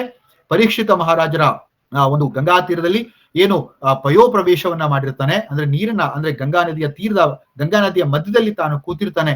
ಯಾಕೆಂತಂದ್ರೆ ಅವನಿಗೆ ಗೊತ್ತಾಗ್ಬಿಟ್ಟಿರ್ತಾರೆ, ತನ್ನ ಮರಣಾಸನ್ನನಾಗಿದ್ದೇನೆ, ನಾನು ಮರಣ ಕಾಲ ನಿಹಿತವಾಗಿದೆ ಅಂತ ಗೊತ್ತಾದಾಗ ಒಳ್ಳೆ ಇದನ್ನ ಮಾಡ್ಬೇಕು ಅಂತ ಅನ್ನ ಆಹಾರಾದಿಗಳಾದ ಲೌಕಿಕ ಈ ಸುಖ ಭೋಗಗಳನ್ನೆಲ್ಲ ಬಿಟ್ಟುಬಿಟ್ಟಿರ್ತಾನೆ. ಅಲ್ಲಿ ಬಂದು ಕೂತ್ಕೊಂಡಾಗ ಎಲ್ಲರೂ ಕೂಡ ಅದನ್ನ ನೋಡೋದಿಕ್ಕೆ, ಯಾಕೆಂದ್ರೆ ಪರೀಕ್ಷಿತ ಮಹಾರಾಜ ಧರ್ಮರಾಜನ ಒಂದು ಮೊಮ್ಮಗ. ಪರೀಕ್ಷಿತ ಮಹಾರಾಜನ ಒಂದು ಏನು ಇದಿದೆ, ಈ ನಿರಶನ ಏನಿದೆ ಅದನ್ನ ಕೇಳಬೇಕು ಅಂತ ಎಲ್ಲಾ ಸಪ್ತ ಋಷಿಗಳು ಮತ್ತೆ ಎಲ್ಲಾ ಋಷಿ ಮಹಾರಾಜರು ಕೂಡ ಅಲ್ಲಿ ಬಂದಾಗ, ಅಲ್ಲಿ ನೈಮಿಷಾರಣ್ಯದಿಂದ ಶೌನಕ ಮಹರ್ಷಿ ಕೂಡ ಅಲ್ಲಿ ಬಂದಿರ್ತಾನೆ, ಸೂತ ಮಹರ್ಷಿಗಳು ಕೂಡ ಅಲ್ಲಿ ಬಂದಿರ್ತಾರೆ. ಅವರಿಂದ ಕೇಳಲ್ಪಟ್ಟು ಸೂತರಿಂದ ಶೌನಕರಿಗೆ ಹೇಳಿದಂತಹ ಎಲ್ಲಾ ಒಂದು ಕಥೆಗಳು ಈ ಭಾಗವತದಲ್ಲಿ ಬರುತ್ತೆ. ಮೊದಲು ಕಥೆಯನ್ನ ಶುಕಮುನಿಗಳು ಪರೀಕ್ಷಿತ ಮಹಾರಾಜನಿಗೆ ಹೇಳ್ತಾರೆ. ಆ ಒಂದು ಏನು ಹೇಳುವಂತಹ ಪ್ರಸಂಗದಲ್ಲಿ ಸೂತ ಪುರಾಣಿಕರು ಅಥವಾ ಸೂತ ಮುನಿಗಳು ಅಂತ ಏನ್ ಕರಿತೀವಿ, ಸೂತ ಮುನಿಗಳು ಅಲ್ಲಿದ್ದು ಆ ಪೂರ್ಣ ಏನು ಅವ್ರು, ಯಾಕೆಂದ್ರೆ ಅವರು ಶುಕಮುನಿಗಳ ಶಿಷ್ಯರು, ಅವರು ಪೂರ್ಣ ಆ ಭಾಗವತವನ್ನ ತಮ್ಮದಾಗಿಸ್ಕೊಂಡು ನೈಮಿಷಾರಣ್ಯಕ್ಕೆ ಬಂದು ನೈಮಿಷಾರಣ್ಯದಲ್ಲಿ ಸೌನಕಾದಿ ಮಹರ್ಷಿಗಳಿಗೆ ಅವರು ಅದನ್ನ ಹೇಳ್ತಾ ಹೋಗ್ತಾರೆ. ಅದನ್ನ ನಾವು ಕೇಳ್ತಾ ಇದ್ದೀವಿ ಅಂತ ಇಲ್ಲಿ ಹೇಳ್ಬೋದು. ಇದಿಷ್ಟು ಭಾಗವತದ ಒಂದು ಪರಿಚಯ ಅಷ್ಟೇ. ನಾನು ಆಗ್ಲೇ ಹೇಳ್ದಂಗೆ 12 ಸ್ಕಂದಗಳೇನಿದೆ ಅಥವಾ ಈ ಒಂದು ಭಾಗವತ ಅಂತಕ್ಕಂತ ಮಹಾನ್ ಗ್ರಂಥ ಏನಿದೆ, ಪವಿತ್ರ ಗ್ರಂಥ ಏನಿದೆ, ಅದನ್ನ ಕೇಳಬೇಕು ಅಂದ್ರೆ ಇದು ತುಂಬಾ ಸಮಯ ಬೇಕಾಗತ್ತೆ. ಯಾಕೆಂತಂದ್ರೆ ಅಷ್ಟು ಸುಲಭವಾಗಿ ಅಥವಾ ಅಷ್ಟು ಇದಾಗಿ ನಾವು ಕೇಳೋದಕ್ಕೂ ಕೂಡ ಆಗಲ್ಲ. ಆದ್ರೆ ಭಾಗವತದ ಒಂದು ಕಿರು ಪರಿಚಯವನ್ನ ನಾನು ಮಾಡಿಕೊಡೋದಕ್ಕೆ ಪ್ರಯತ್ನ ಪಟ್ಟಿದ್ದೇನೆ. ಎಷ್ಟು ಸಫಲನಾಗಿದ್ದೇನೆ ನನಗೆ ಅದು ಗೊತ್ತಿಲ್ಲ, ಆದ್ರೆ ಕಿರು ಪ್ರಯತ್ನವನ್ನ ಮಾತ್ರ ನಾನು ಮಾಡಿದ್ದೇನೆ. ಇದರಲ್ಲಿ ಬಹಳಷ್ಟು ಚ್ಯುತಿಗಳಿದ್ರೂ ಕೂಡ ಇರಬಹುದು. ಯಾಕೆಂದ್ರೆ ಎಷ್ಟೊಂದು ಗ್ರಂಥಗಳು, ಎಷ್ಟೊಂದು ವಿಚಾರಗಳನ್ನ ಹೇಳ್ಬೇಕಾದ್ರೆ ಕೆಲವೊಂದು ಸರ್ತಿ ಏನಾಗುತ್ತೆ ಅಂದ್ರೆ ಕೆಲವೊಂದು ತಾರತಮ್ಯಗಳು ಮತ್ತೆ ವೈವಿಧ್ಯಗಳು ನಮ್ಮಲ್ಲಿ ಬರ್ತಾ ಹೋಗುತ್ತೆ. ನಾನು ಕಲಿತದ್ದು, ನಾನು ಕೇಳಿದ್ದು, ನನ್ನ ಗುರುಗಳಿಂದ ನಾನು ಪಡೆದಂತಹ ಕೆಲವೊಂದು ವಿಚಾರಗಳನ್ನ ನಿಮ್ಮ ಹತ್ರ ಹೇಳುವಂತಹ ಪ್ರಯತ್ನವನ್ನ ಮಾಡಿದ್ದೇನೆ ಅಷ್ಟೇ. ಅದು ಬಿಟ್ಟು ನನ್ನ ಇದೇನಿಲ್ಲ. ತಪ್ಪಿದ್ರೆ ದಯವಿಟ್ಟು ಕ್ಷಮಿಸ್ಬಿಡಿ. ಆದ್ರೆ ಹೇಳುವಂತಹ ಪ್ರಯತ್ನದಲ್ಲಿ ಚ್ಯುತಿ ಆಗಿದೆ, ನನಗೆ ಗೊತ್ತಿದೆ. ಆದ್ರೆ ಆ ಚ್ಯುತಿಯನ್ನ ದಯವಿಟ್ಟು ಕ್ಷಮಿಸಿ ನನ್ನನ್ನು ಆಶೀರ್ವದಿಸಬೇಕು ಅಂತ ಕೇಳ್ಕೊಳ್ತೇನೆ. ಇಷ್ಟು ಅವಕಾಶವನ್ನು ಮಾಡಿಕೊಟ್ಟಂತ ನಿಮ್ಮೆಲ್ಲರಿಗೂ, ಶಾಂತ ರೀತಿಯಿಂದ ಕೇಳಿದಂತ ನಿಮ್ಮೆಲ್ಲರಿಗೂ ವಂದಿಸ್ತಾ 1 ಗಂಟೆಯ ಈ ಪ್ರವಚನದ ಕಾಲವನ್ನ ಸಮಾಪ್ತಿಗೊಳಿಸ್ತೇನೆ. ಜೈ ಶ್ರೀಕೃಷ್ಣ. ಸರ್ ತುಂಬಾ ಚೆನ್ನಾಗಿತ್ತು. ನೀವು ಭಾಗವತದ ಒಂದು ಇಂಟ್ರಡಕ್ಷನ್ ಕೊಟ್ಟಿದ್ದು, ಮತ್ತೆ ಇನ್ನೂ ಒಂದು ನಾನು ಯಾರು ಅಂತ ಒಂದು ಟಾಪಿಕ್ ಸ್ಟಾರ್ಟ್ ಮಾಡಿದ್ರಿ. ಅದು ಸ್ಟಾರ್ಟ್ ಮಾಡಿದ್ಮೇಲೆ ಅದನ್ನೇ ಮುಂದುವರಿಸ್ಬಿಡೋಣವಾ ಅಂತ ಅನ್ನೋ ತರ ಇತ್ತು ಅದು. ನೀವ್ ಹೇಳಿದ್ದು ಅದು ತುಂಬಾ ರೋಚಕವಾಗಿ ಅಂದ್ರೆ ಅದು ಮೂಲ ತತ್ವವನ್ನ ಏನ್ ಹೇಳುತ್ತಲ್ಲ ಅದನ್ನ ತಗೊಂಡ್ ಬಂದ್ರಿ. ಆಮೇಲೆ ಭಕ್ತಿಗೆ ನಮ್ಮನ್ ಭಾಗವತಕ್ಕೆ ತಿರುಗಿಸಿದ್ರಿ. ಆಮೇಲೆ ಇನ್ನೂ ಒಂದು ಕೊನೆಗೊಂದು ವಿಚಾರ ಹೇಳಿದ್ರಿ. ವ್ಯಾಸರಿಗೆ ಒಂದು ನಿರಾಸೆ ಇತ್ತು. ಏನಂದ್ರೆ ಅವರು ಧರ್ಮ ಯುತವಾದ ಇದನ್ ಬರೆದ್ರು, ತತ್ವನೆಲ್ಲ ಬರೆದ್ರು, ಆದ್ರೆ ಭಕ್ತಿ ಬಗ್ಗೆ ಬರ್ದಿಲ್ಲ, ಅದಕ್ಕೆ ನಿರಾಸೆ ಇತ್ತು. ಸೊ ಅಲ್ಲಿಗೆ ಫಸ್ಟ್ ತತ್ವ ಹೇಳಿ ಭಕ್ತಿ ಕರ್ಕೊಂಬಂದು ಆಮೇಲೆ ಅದು ಬೇಕು ಇದು ಬೇಕು, ಅವಾಗ್ಲೇ ಮನ್ಸಿಗೊಂದ್ ಸಮಾಧಾನ ಸಿಗೋದು ಅಂತ ಹೇಳಿ ನಿಲ್ಸಿದ್ರಿ. ಬಹಳ ಚೆನ್ನಾಗಿತ್ತು. ಎರಡೂ ಎಷ್ಟು ಅವಶ್ಯಕತೆ ಇದೆ ಅಂತ ಹೇಳಿದ್ರಿ.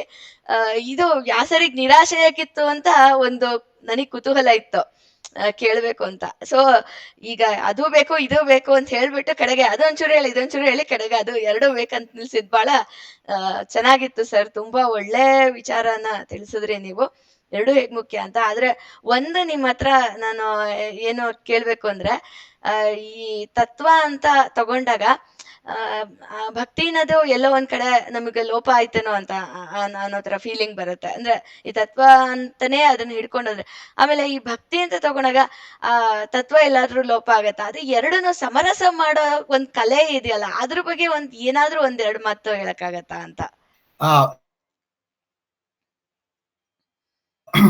ಮೇಡಮ್ ಕರೆಕ್ಟ್, ನೀವು ಹೇಳಿದ್ ಬಹಳ ಸರಿಯಾದಂತಹ ಒಂದು ವಿಚಾರವನ್ನ ಹೇಳಿದ್ರಿ.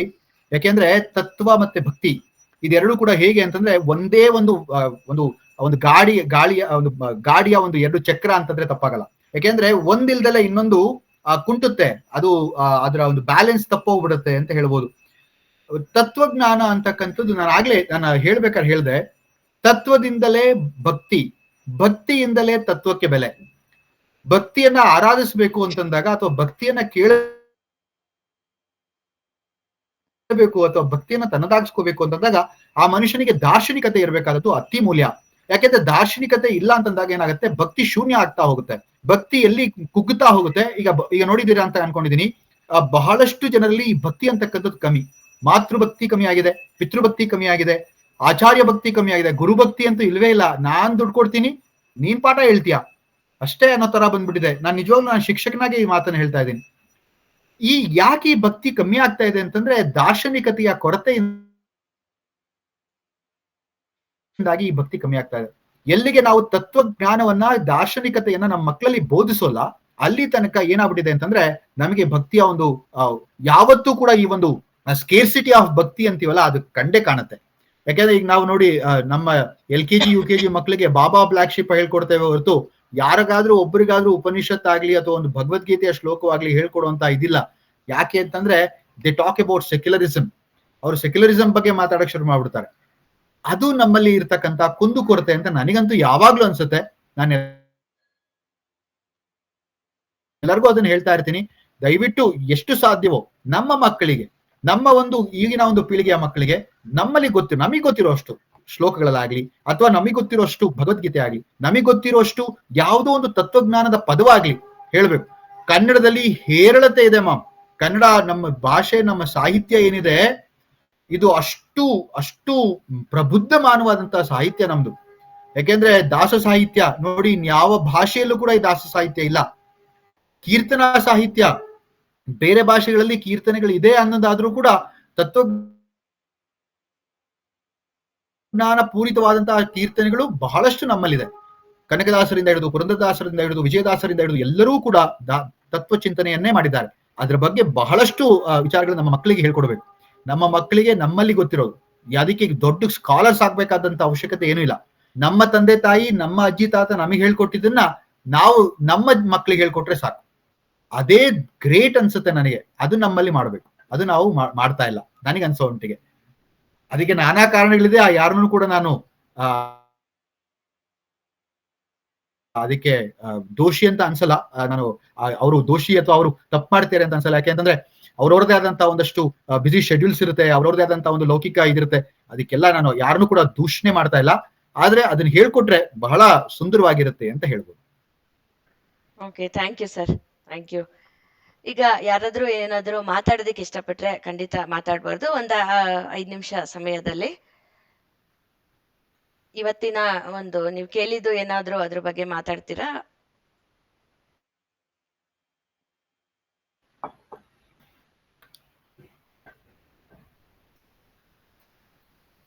ಎಲ್ಲರೂ ತಮ್ಮ ವಿಡಿಯೋಗಳನ್ನ ಆನ್ ಮಾಡ್ಕೊಂಡ್ರೆ ಬಹಳ ಚೆನ್ನಾಗಿರುತ್ತೆ ಅನ್ಸುತ್ತೆ. ಯಾಕೆಂದ್ರೆ ಎಲ್ಲರ ಮುಖದರ್ಶನ ಆಗತ್ತೆ. ಹಿರಿಯರಿದ್ದೀರಿ, ಬಹಳಷ್ಟು ಜನ ಅವರ ಮುಖಗಳು. ಯಾಕೆಂದ್ರೆ ನಾನ್ ನಮ್ ತಾಯಿ ಮತ್ತೆ ನಮ್ ಚಿಕ್ಕಮ್ಮನ್ ನೋಡ್ತಾ ಇದ್ದೀನಿ, ನಮ್ ಚಿಕ್ಕಪ್ಪಂದ್ರ ನೋಡ್ತಾ ಇದ್ದೀನಿ, ಅವ್ರುಗಳೇ ಕಾಣ್ತಾ ಇದಾರೆ ನಂಗೆ. ಸೊ ಕಾರ್ತಿಕ್ ಸರ್ ನಮಸ್ಕಾರ. ನಮಸ್ಕಾರ. ಮತ್ತೆ ಇಲ್ಲಿ ಸುಹಾಸ್ ಸರ್ ನಮಸ್ಕಾರ. ನೋಡಿ ನೀವೆಲ್ಲ ಪರಿಚಯ ಆಗಿದ್ದು ನಮಸ್ಕಾರ ನಮಸ್ಕಾರ. ಸರ್. So, ನಮಸ್ತೆ. ಬಹಳ ಒಂದು ಅನುಕೂಲ ಆಯ್ತು. ನಮಸ್ತೆ ಸರ್. ನಮಸ್ಕಾರ ನಮಸ್ಕಾರ ನಮಸ್ಕಾರ. ಇವತ್ತು ನೀವು ಹೇಳ್ಬೇಕು ಅಂದ್ರೆ ಭಾಗವತದ ಒಂದು ಸಂಕ್ಷಿಪ್ತ ಪೂರ್ತಿಯಾಗಿ ಏನಿದೆಯೋ ಅದನ್ನ ನೀವು ತೆರೆದಿಟ್ಬಿಟ್ರಿ ಅಂತ ಹೇಳ್ಬೋದು. ಸುನೀತಾ ಹೇಳಿದಂಗೆ ಅಧ್ಯಾತ್ಮ ಆಧ್ಯಾತ್ಮ ಎರಡನ್ನೂ ನೀವು ಇವತ್ತು ಪ್ರಾರಂಭ ಮಾಡಿದ್ರಿ. ಮೊನ್ನೆ ನಾನು ಗಣೇಶ ಅವಧಾನಿಗಳು ಏನೋ ಹೇಳ್ತಾ ಇರ್ಬೇಕಾದ್ರೆ ಕೇಳಿದೆ, ಆಧ್ಯಾತ್ಮ ಅಂತ ಉಚ್ಚರಿಸಬಾರ್ದು, ಅಧ್ಯಾತ್ಮ ಅಂತಾನೆ ಹೇಳ್ಬೇಕು, ಅದು ಸ್ವಲ್ಪ ತಪ್ಪಾಗತ್ತೆ ಅಂತ ಅವರು ಗಣೇಶ ಅವಧಾನಿಗಳು ಹೇಳಿದ್ರು. ಇವತ್ತು ನೀವು ಅದೇ ವಿಷಯನ ನೀವು ಇಲ್ಲಿ ಹೇಳಿದ್ರಿ, ಅದು ನನಗೆ ತುಂಬಾ ಒಂಥರ ಹಿಡಿಸ್ತು. ಭಾಗವತದ ಪೂರ್ತಿ ಒಂದು ಸಂಕ್ಷಿಪ್ತ ನೀವು ಚರಿತ್ರೆನೆ ವ್ಯಾಸರದು ಎಲ್ಲ ಹೇಳಿದ್ರಿ, ಬಹಳ ಚೆನ್ನಾಗಿತ್ತು. ಎಲ್ಲಾ ವಿಷಯಗಳನ್ನು ಕ್ರೋಢೀಕರಿಸ್ಕೊಂಡು ಅದನ್ನ 1 ಗಂಟೆಯಲ್ಲಿ ತಗೊಂಡ್ ಬರೋದು ತುಂಬಾ ಕಷ್ಟ ಅಂತ ನನಗನ್ಸುತ್ತೆ. ಅದನ್ನ ನೀವು ಅಷ್ಟ್ರ ಮಟ್ಟಿಗೆ ಇಲ್ಲಿ ತಗೊಂಡ್ಬಂದಿದ್ದು ನಮ್ಗೆಲ್ಲ ತಿಳಿಸಿದ್ದು ತುಂಬಾ ಹೆಚ್ಚಿನ ಇದು ಅಂತ ನಾನು ಹೇಳ್ತೀನಿ. ಮುಂದೆ ಹೀಗೆ ಬಂದು ನೀವು ತಿಳಿಸ್ಕೊಡಿ ಅಂತ ಹೇಳ್ತೀನಿ ಸರ್. ತುಂಬಾ ಧನ್ಯವಾದಗಳು, ನಮಸ್ಕಾರಗಳು. ಅಮ್ಮ, ದೈವ ಸಂಕಲ್ಪ ಇದ್ರೆ ಖಂಡಿತ ಆಗತ್ತೆ. ಸೊ ತುಂಬಾ ಧನ್ಯವಾದಗಳು. ನಿಮ್ಮಂತ ಹಿರಿಯರು ಈ ಮಾತನ್ನ ಹೇಳಿದ್ದು ನನಗೆ ಬಹಳಷ್ಟು ಒಂಥರ ಪ್ರೋತ್ಸಾಹ ಮತ್ತೆ ಪ್ರೇರಣೆಯನ್ನ ಕೊಟ್ಟಿದ್ದೇ ಆಗಿದೆ. ಯಾಕೆಂತಂದ್ರೆ ನೀವ್ ಹೇಳ್ದಾಗೆ ನಿಜ, ಭಾಗವತವನ್ನ 1 ಗಂಟೆಯಲ್ಲಿ ಹೇಳುವಂತ ಮಾತೇ ಇಲ್ಲ. ಅದು ಒಂದು ಜನ್ಮ ಕೂಡ ಸಾಕಾಗಲ್ಲ. ನಾನು ಭಾಗವತವನ್ನ ನಾವು ಪಾರಾಯಣ ಮಾಡ್ತಾ ಇರ್ಬೇಕಾದ್ರೆ ನಮ್ಮ ಚಿಕ್ಕಮ್ಮಂದ್ರಿಗೆ ನಮ್ಮ ತಾಯಿಗೆ ಅದನ್ನೇ ಹೇಳ್ತಾ ಇರ್ತೀನಿ.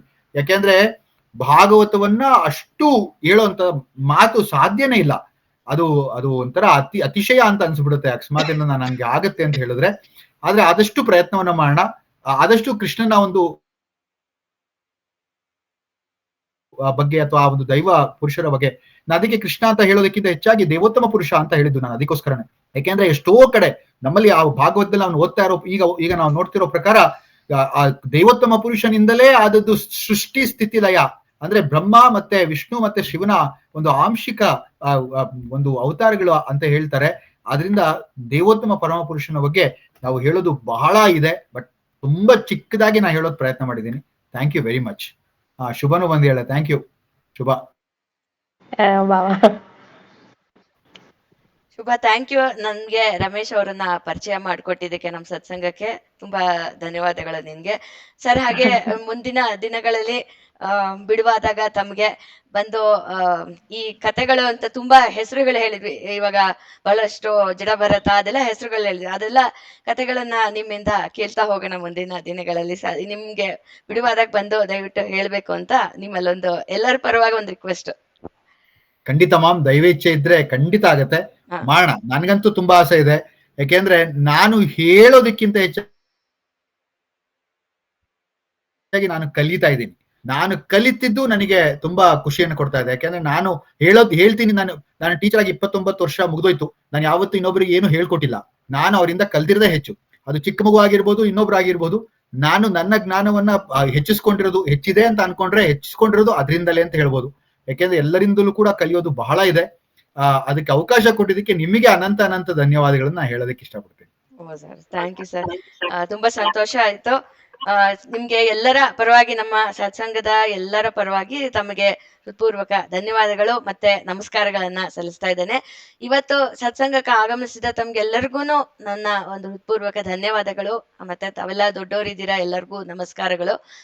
ಮತ್ತೆ ಇದೇ ತರ ನಾವು ಮುಂದಿನ ವಾರ ಮತ್ತೆ ಸತ್ಸಂಗದಲ್ಲಿ ಸೇರೋಣ. ಅಲ್ಲಿವರೆಗೂ ನಾನು ಒಂದು ಶಾಂತಿ ಆ, ಮಂತ್ರದೊಂದಿಗೆ ಹಾ ಒಂದು ಮಾತು ಹೇಳ್ಬೇಕು ಹಾ ಹಾ ಸರ್. ಈ ಸತ್ಸಂಗ ಸುನೀತಾ ನಮ್ಮ ಮಗಳು ಅವಳು ನಡೆಸ್ತಾ ಇರೋದು. ಈಗ 2.5 ವರ್ಷ ಆಯ್ತು ಸರ್ ಈ ಸತ್ಸಂಗ ಪ್ರಾರಂಭ ಆಗಿ. ಒಂದೇ ಸಮ ಸತ್ಸಂಗ ನಡೀತಾ ಇದೆ. ಅದು ಗುರುವಿನ ಕೃಪೆ ಅಂತ ಹೇಳ್ಬೋದು. ಇದರಲ್ಲಿ ನಿಮ್ಮಂಥವ್ರು ಬಂದು ಎಲ್ಲ ಹೇಳ್ತಾ ಇದ್ದೀರಾ ಅಂದ್ರೆ ಅದು ನಮ್ಮ ಪುಣ್ಯ ಅಂತ ನಾವು ತಿಳ್ಕೊಳ್ತೀವಿ ಸರ್. ನಮಸ್ಕಾರ, ಧನ್ಯವಾದಗಳು. ಎಲ್ಲ ದೇವರ ಕೃಪೆ ಅಷ್ಟೇ, ನಂದೇನು ಇಲ್ಲ. ಹೇಳ್ಸೋನು ಕರ್ತ ಧರ್ತ ಎಲ್ಲ ಕೂಡ ಅವನೇ. ನಾನೇನಿಲ್ಲ, ನಾನ್ ನಿಮಿತ್ತ ಮಾತ್ರ ಅಷ್ಟೇ. ಸರ್ ಅದ ಹಾಗೆ ಆಗಿದೆ. ಇವಾಗ ನಡ್ಸೋದು ಅಂತ ಅನ್ಕೊಂತಾ ಇದ್ದೀನಿ. ಆದ್ರೆ ಹೆಂಗಾಗ್ತಿದೆ ಅಂದ್ರೆ ಈಗ ತಮ್ಮೆಲ್ಲರ ಪರಿಚಯ, ಹೀಗೆ ಹೇಳೋವಂಥವ್ರ ಪರಿಚಯ ನನಗೆ ಅದಾಗಿ ಒದಗಿಸಿ ಕೊಡ್ತಾ ಇದ್ದಾನೆ, ನಮ್ಮ ಗುರುಗಳು ಒದಗಿಸಿ ಕೊಡ್ತಾ ಇದ್ದಾರೆ. ಹಾಗಾಗಿ ನಡೀತಾ ಇದೆ ಅಷ್ಟೇ. ಇಲ್ಲಾಂದ್ರೆ ಖಂಡಿತ ನಡ್ಸೋದಕ್ ಸಾಧ್ಯ ಆಗ್ತಾ ಇರ್ಲಿಲ್ಲ. ಹಾಗಾಗಿ ಅವಂದೇ ಎಲ್ಲ ಸಂಕಲ್ಪ. ಇಲ್ಲಿ ಯಾರೇ ಬಂದ್ ಹೇಳ್ತಾರೆ ಅಂದ್ರೆ ನಮ್ಗೇನೋ ತಿಳ್ಸೋದಿರುತ್ತೆ, ಅದು ಯಾರನ್ನೋ ಮೂಲಕ ಕರ್ಸಿ ನಮ್ಗೆ ಹೇಳಿಸ್ತಾನೆ. ಆತರ ಒಂದು ಒಂದು ನಡೀತಾ ಇದೆ. ಇದು ಒಂಥರ ಪವಾಡ ತರನೇ ಫೀಲ್ ಆಗ್ತಾ ಇದೆ ನನಗೆ. ಹಾಗೆ ನಡೀತಾ ಬಂದಿದೆ, ಗುರುಗಳ ಒಂದು ಆಶೀರ್ವಾದದಿಂದ ನಡೀತಾ ಇದೆ. ಬಹಳ ಒಂದು ಚೆನ್ನಾಗಿ ಅದ್ಭುತವಾಗಿದ್ದ ಇವತ್ತು ಭಾಗವತವನ್ನ ಸಂಕ್ಷಿಪ್ತವಾಗಿ ನಾವು ಒಂದು ಪರಿಚಯ ಮಾಡ್ಕೊಂಡ್ವಿ. ಮುಂದಿನ ದಿನಗಳಲ್ಲಿ ನಾವು ಹೆಚ್ಚಿನ ವಿಚಾರಗಳನ್ನ ತಿಳ್ಕೊಳ್ಳೋಣ, ಹಾಗೆ ಒಂದು ತತ್ವ ವಿಚಾರಗಳನ್ನ ಕೂಡ ಸರಿಯಿಂದ ತಿಳ್ಕೊಳ್ಳೋಣ ಅಂತ ಹೇಳ್ತಾ ಮತ್ತೊಮ್ಮೆ ವಂದನೆಗಳನ್ನು ಸಲ್ಲಿಸ್ತಾ ಒಂದು ಶಾಂತಿ ಮಂತ್ರದೊಂದಿಗೆ ಮುಕ್ತಾಯ ಮಾಡ್ತೇನೆ. ಸರ್ವೇ ಜನಾಃ ಸುಖಿನೋ ಭವಂತು, ಸರ್ವೇ ಸಂತು ನಿರಾಮಯಾಃ, ಸರ್ವೇ ಭದ್ರಾಣಿ ಪಶ್ಯಂತು, ಮಾ ಕಶ್ಚಿತ್ ದುಃಖ ಭಾಗ್ ಭವೇತ್. ಓಂ ಶಾಂತಿ ಶಾಂತಿ ಶಾಂತಿ. ಗುರುದೇವ ದತ್ತ. ಜೈ ಶಂಕರಲಿಂಗ. ನಮಸ್ತೆ. ಜೈ ಶಂಕರಲಿಂಗ. ಗುರುದೇವ ದತ್ತ. ಗುರುದೇವ್. ಜೈ ಶಂಕರಲಿಂಗ.